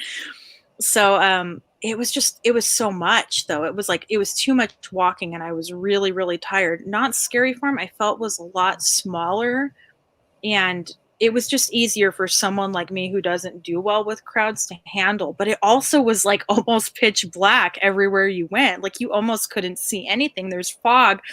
So you're walking, and all of a sudden an actor in a mask is like, rah, right in your face. And so it felt like more immersive, if that makes sense. Like I felt like I was in another world rather than in a theme park going into mazes. So yeah, because Knott's isn't really like a regular theme park. I mean, you know what I mean. Yeah. They have like the whole outer side, which is like shopping, and then you go in, and then it's really mellow and laid back there. It's almost like like hanging out at a mall versus a theme park. Yeah, and I think that's what made it a lot more fun for us, is like there was a lot of stuff that we could do. And I mean, Halloween Horror Nights was like that too. Like we went around and we ate. Like we went to the Stranger Things, like Benny's Burger pop up, and it was super fun. But it was a very large park, and so I kind of liked how small Knott's was in comparison. And I was recording, and the actors were coming up and engaging with my video, like just kind of like photobombing us, saying stuff, and I thought that was pretty funny. That's awesome. Yeah, like I was recording my brother with, okay, so we got pizza. I'm like, oh my gosh, $8 for a piece of pizza, which go to a theme park, you're going to spend your arm, leg, and a soul on food. Okay, the pizza was like, the slice of pizza was like that big. It was like a quarter of an extra large pizza. It was like 3 or 4 pieces of pizza. So you definitely got your money's worth for $8. So I'm like recording my brother holding it because it's the biggest piece of pizza that I've ever seen. And this monster just comes up and he's like, pizza, and like gets right in the camera. And it just was so fun, like to engage with these people and the actors, and that's like the highlight of my year. I go every year now because of that. It was so fun. Drew, is this a place that you were telling me about that like changes up every year too? That they always keep it fresh? That is one of the places, but we were actually talking about Hobbs Grove when we were having that conversation, because it was with DT. We were talking with DT. Yeah. Okay. Yeah, that was Hobbs Grove. Hobbs Grove does change it up every year. No, Not Scary Farm destroys Hobbs Grove. Gotcha. It. Yeah. Gotcha. Yeah. Okay, I just want to get all my Fresno haunted house stuff straight. Yeah. No, it's in Anaheim, which is where Disneyland is, which is right next to Los Angeles. It is a lot of professional actors that come, and they are in professional costumes that are made by professional costume makers. It is, if you were scared by scary movies, you would shit your pants. Yeah, because you're in the movie. You're like in there. Yeah. And because it's Knott's Berry Farm, they have a little bit more leeway than like at Universal Studios. Right. So it's more like a small town horror fest, you know what I mean, than it is like an Anaheim big explosive thing. Even though there's a lot of people there, but it's still they handle it. They get away with a lot more shit, so it's pretty awesome. That's cool. Yeah. Oh, and I just want to say hail to George Peter Gatsis, the Blue Muppet in the chat. Hail to everybody in the chat that we missed, Metal Movies and Brewskis. Thanks everybody for showing up. Yeah, definitely. This has been a lot of fun. You know, Horror Talk is fairly still a new show. I mean, we've only been there's stuff in the private chat here. Was Sim trying to tell me stuff? Oh, hey, he went away and came back. Didn't even know. Sorry, Sim. We didn't notice. I know Simon. You've been so talkative during this whole episode. Yeah, dude, I'm not gonna interrupt. Well, I probably talk enough for all four of us. So because I get excited about something and then it's like I go off from point A to like point Z. So and I knew nothing about this. Yeah, well, and I knew nothing about this. I was discovering, listening, and checking out the website as she was talking. Just busting your balls, Simon. He's probably sitting there with his shirt off, drawing. That's what. Yeah, looking very sexy. Yeah, the handsome man. But I'm also muted a bit because I have the kids around, so all the kids are here tonight. Yeah. That's awesome. So okay, so hopefully COVID will be lightened up and we can all start circulating again and doing fun stuff, and we'll probably run into each other because we're like in the same neighborhood more or less. You know what I mean? Yeah. But what is next for Kaci Hansen? What is next for the Homicidal Homemaker? What's next up? What can we expect? Well, definitely production of more episodes. Once I'm kind of settled in here and the kitchen's renovated and all of that, I do want to put the episodes out more consistently, do more live streams, just more relaxed stuff. Like some of the things that I did like over the holidays, like I decorated the gizmo cookies and just did that live. You couldn't even see me. It was just my hands, and people really enjoyed that because it was just like me hanging out, me working on stuff. If they had questions, they could ask right then. So that's something I would like to do more of, just more relaxed, less produced stuff, if that makes sense. So they can really engage with me live. Yeah, but I still want to do like the full episodes. We want to keep doing more of the quick tips from the crypt episodes that I do, which is just like short and sweet tips. Like it may just be a drink or something simple. Like I did sugar cubes on there, so something doesn't like warrant a full episode. But I do want to do like crafts on the show too. That's been a little bit more of a challenge because when you're crafting, you really need to be hands-on sometimes. So I'm really trying to find a format that works for that. One thing that has happened that I haven't really promoted heavily because we're kind of working out some of the kinks, but I do have a Roku channel now, and I also have an Amazon Fire TV channel. So anyone with a Fire Stick can watch the episodes on there. Or if they have a Roku, it's available on there too. So I may start doing only Roku-only content on there as well. But as for that, I would like to finish working on the cookbook and get the horror baking line launched. And I do want to do some tutorials that also coincide with the baking line. So I don't ever want anyone to feel like they're forced to buy a product, but I would like to show an alternative, like, hey, here's how you can do it without it, but if you want a shortcut, I have this product available. And it's not like they're going to be expensive or anything. And if I have them at conventions, maybe they can pick them up there too. So I want to have tutorials that incorporate the products that I've been working on, but they're not forced to buy the product. They could still have a way to do it without it. So and definitely I definitely want to see that cooking book. I mean, you already have the blog. Most of the recipes are on the blog, and most of them are in a video somewhere. You've created them, you have photos, you have the recipes. You gotta put that together in a book so that when you go to conventions, you have something that you can turn a profit on, and then people are going to want those. I mean, they're going to want you to autograph them. They're going to want them for themselves. Yeah. You know what I mean? That's a real thing. Well, the thing that's kind of good and bad is there's like hundreds of recipes that I've never posted or photographed before. Like I actually have off the top of my head like 20 recipes that I've actually photographed that I didn't put on the blog yet. It's and there's actually a whole year's worth of room org recipes that aren't on my blog. So I need to kind of do my job as a web designer and actually update my website. But that's kind of an embarrassing little fact right there, is that there's so much content that people haven't even seen. So well, second book is the rest of the content. So the first book is the existing content. You get that. I mean, you're talking to three guys who produce books. All right, so we're talking, it's like, you know what I mean? We're all book producers. You know, I have my line of comics.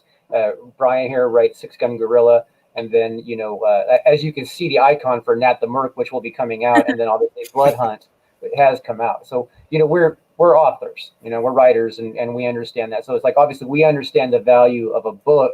We also understand, you know, like having the content already, you know what I mean, is yeah, 200, it's like 200% the battle. That's the battle, because going from content to I mean, we all use crowdfunding to pay for the stuff that we, you know, that we need help with, you know what I mean? And we have an effective model. We belong to a community where, you know, we make that shit happen. You know, there's nothing stopping you from taking your recipes, putting them in a book, slapping the pictures, you know, opposite the recipe of the finished product, right? Taking that to print, you know, you could do a crowdfunding model, basically. You know, I mean, you are a web designer. I know you have the skills to put together a print project. You know what I mean? So yeah, that's the unfortunate part about when I lack on stuff, is it's not that I can't do it, because I've done publishing. I used to, actually, I was the creative director for a kids magazine that was produced, and I used to lay it out. I would do recipes in it. I would write articles, and so I'm familiar with how to use pretty much everything in the Adobe Creative Suite. I've used InDesign and Illustrator and Photoshop for. So there you go. Yeah, so it's like I just need to like actually sit down and finish it. Like I actually have like a name for the cookbook. I have the layout already developed. So it's like this may be the push that I needed. So thank you. Quarantine is a good time to do this stuff. and also, you know, now that you've been on Horror Talk, and obviously there's a good rapport. Plus, you're kind of in my neighborhood. And you are also a horror trivia person, which you've kind of shown your bones on a little bit tonight. Sister's, you know, legit. This guy down here is a horror trivia like nightmare. I mean, he knows way too much. It's sort of true, but I always say it's not something that you aspire to. It's something that just happens to you. Yeah, it's like, well, you know what I always say is, there's people that are very passionate about sports, because when I was doing like Central Valley Horror Club and doing the movie nights, and every now and then someone would wander through and they'd be like, horror club, you know, they wouldn't understand. I say, well, what are you into? And they're like, well, I'm into sports. I'm like, well, you're passionate about baseball. I'm passionate about horror movies. So like when you kind of put it in perspective, like some people, they like music and they want to know everything about an artist, and they want to know everything. It's the same thing. Everybody's got something that they love. And I mean, I'm that way about a lot of things, but movies, I feel like, really take us away from like the ugliness of the world, even though we are watching somebody may be getting slaughtered on there, and we may be seeing something horrible. It's not real, so it takes us out of our real life horrors, you know? Exactly. And so when people, they start, you know, accumulating all of this horror knowledge, it's exciting when you hear it, when somebody like starts rattling off all of these, you know, random facts, and you know, even if it's just something as simple as the original working title for this was for Night of the Demons was Halloween Party, but they couldn't use it because of a certain franchise, you know, just little things like that. And then you know that you can talk to that person. So most definitely. We had Drew's friend DT on recently. DT Carney? Yeah. Yep. I know him. Yeah, check this out. We like I pop on the stream. This is before we go live, and he says, "Is that is that a Night Train to Terror poster behind you? I'm like, no. Drew must have said something. Drew told you, right? Yeah. How the heck does he notice that that's a Night Train to Terror poster in the background of my shot? But it's just like, yeah, it's just like, okay, that dude's a brother. One of us. That's awesome. Yeah, so that's always cool. You got Daniel Anthony Weemus Jr. here wants to buy the cookbook. So. Oh, that's awesome. Daniel and his wife are both really, really big supporters. Like for a long time, like they have been really generous to always share my creations, and that's such like a big thing for like any creator, like anyone that's listening right now. If there's someone that you're a fan of or you just appreciate what they're doing, the best thing that you can do is just share what they're doing. A lot of folks think that when you support someone that it has to be monetary, but it doesn't. Like just talking about what they do, sharing it, it may help them with their watch time on their YouTube or their engagement rate on their website, but also it might bring new fans in that appreciate what they do. And so and nothing less and nothing else is brand awareness. Definitely. I mean, a lot of times, like there's still like I've been doing what I do for a long time, and there's still like so many people that have never heard of what I've done. Even though like there's people that are like, oh yeah, I've seen that cake before, but I didn't know who did it. Like that's kind of funny. Like they'll see the shining red rum roll cake, and they have seen that somewhere, but they didn't ever like figure out who the creator was. So that's really cool.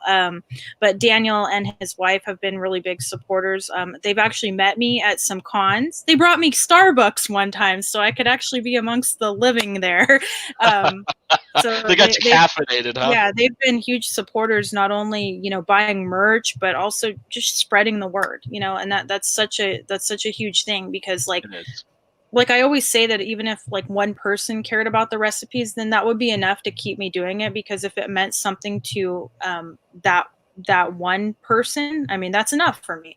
But like the fact that there's more than one person, like that is very, very heartwarming, because it's not something that's like common. Like a lot of people, the average demographic may not understand what I do, or they may only appreciate it around Halloween time. But then there's horror fans that like they start doing it and like teaching their kids how to cook based on tutorials. Like how cool is that? Like, oh, that's awesome. Like my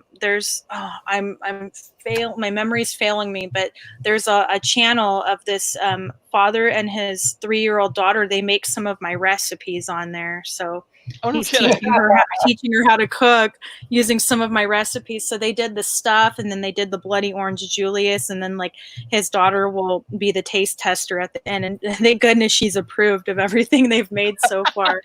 But that's really cool. Oh, that's awesome. So like just sharing it and making other people aware of it, that's like the best way you can help anyone out there. So everyone who's watching this, share the link so you can help out Horror Talk too.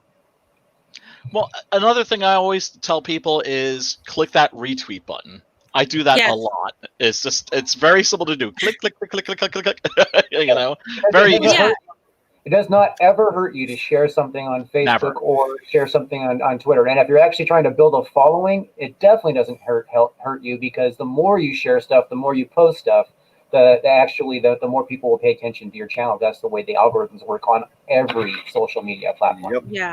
Yeah, for sure. And I try to a lot of folks, they build up one platform, but something that's always been important to me is try to build across all platforms, because we could wake up tomorrow and what if YouTube was gone, or what if Facebook was gone? I mean, look what happened to MySpace. That's where I started out, was on MySpace.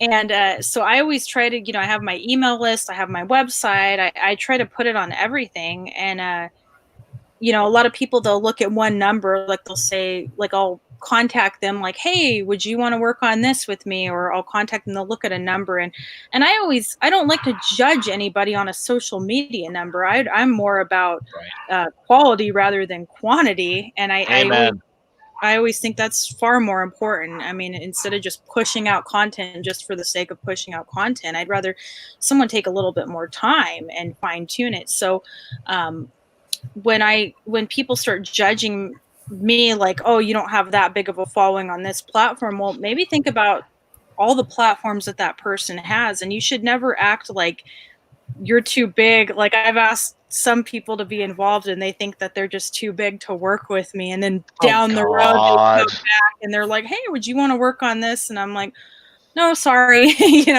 I have other things going on now, and I understand too. Like, they'll look at someone and they'll see my numbers as small, but I try to push things out on all kinds of platforms. So while I may not have a huge amount of YouTube subscribers, across where I put everything else, combined with like the Roku and combined with the Amazon Fire TV, and then the show was on Screambox, and then CMAC, the local Fresno station, they show the episodes on TV. Like, one day I was going through the local channels and saw myself on there. Oh, that's awesome. I mean, I was aware I gave them permission to put it on there, but I just wasn't expecting to see it. So it's like maybe they're flipping through Rumorg and they see it. Like, it's never going to hurt you, like, to just put it out on as many outlets as possible, because you never know. Like you could wake up and one of your biggest audiences has gone goodbye because YouTube shut down or something. So, always never look at someone by a number. If you think their content's cool, retweet it, like it. Yeah, it's 10 seconds of your time. We have a guest. Absolutely. One of our regulars popped in who's going to appreciate this cookie a lot. Oh, most definitely. What's up, Mogwai? Yeah, Mogwai. What's up, dude? I'm going to have to leave. But nice meeting you, Kaci. I gave you a follow, and I'll make sure to retweet your stuff. Thank you. Very much appreciated. Thank you for having me. Take care, Simon, you sexy beast. Talk to you guys later. Peace out, man. Yeah, it's actually time. Usually when he bails, it is my reminder to look at the clock, because it is about time to wrap up. so have a good one, and I'll talk to you later, guys. And hopefully I'll get a chance to talk with you again, Kaci. Yeah, that would be awesome. I'm always up for BSing about horror. Awesome. And that's what we do here. That's basically what we do. Yes. Bye. Take care, Simon. Kaci, it's been great. You've been a fantastic guest. I knew you would be. Seriously. But you have been a fantastic guest, and we're definitely going to want you back. I would love to be back. Talk about the stuff the other stuff that you have going on when you have your cookie cutters coming out. We definitely want to help you push those. When you finally get your cookbook ready, we definitely want to give you all our tips to pushing books, and we will have a barrage of suggestions on things that you can do to enhance your audience when you first release that book, because we have learned the hard way a lot of things. So that's always such an important lesson, is always pay attention. If somebody's willing to take the time to give advice, such as what you guys are doing, I mean, that can go for anything. You can learn so much from what other people have learned. So always pay attention. Oh, absolutely. So I very, very much appreciate that. And we'll be talking to you guys about that. And, I want to do, once the book comes out, I would like to do some like cooking demos to maybe coincide with that. So I'd love to pick your brains on some of those ideas. And maybe in the future we could do a sneak peek on some of the cookie cutter or mold designs or something. Well, I mean, Drew's brains... Drew's brains are absolutely delicious and wonderful to pick, and he's got lots of them. He's making fun of me because I'm too smart for my own pants. No, Matt Crazy's skills. Homeboy knows his stuff, especially in regards to YouTube. Like, he's one of those people. He's one of those rare individuals that's creative and also like a smart business person. Which is very rare. That's a very good combination to have, because usually for the majority of us, it's like one or the other. Absolutely. Yeah. I'm one of those people that not only can identify talent, you know what I mean, but see how it can be turned into revenue. You know what I mean, as well as produce stuff. I mean, I used to be a musician, played on the road. I write movies. I obviously write horror movies too. I also write sci-fi, and done comedy for years. That's actually my YouTube chops was all comedy coming out. You know, cool. so that's, yeah. Anyway, we're going to everybody in the chat, everybody at Facebook and YouTube. Thank you so much for coming. Thank you so much. We're definitely going to have Kaci back. Kaci was a fantastic guest. Awesome. We're gonna have to cross brand and cross promote a lot. We're gonna you guys get used to hearing about the Homicidal Homemaker because we're gonna be talking about her a lot. So, Sister does not fake the funk. No, Legit. yeah, she's true blue, and that's the way it goes. So everybody, thank you so much for attending Horror Talk. Make sure you go and give your email address to the Homicidal Homemaker. I put the link in the chat. You know, I'm sure her website hits you up for that at some point. Make sure you give it. So go ahead and take care of that, and we're going to end. So thank you so much for coming, and we love you guys. Peace, love, and soul.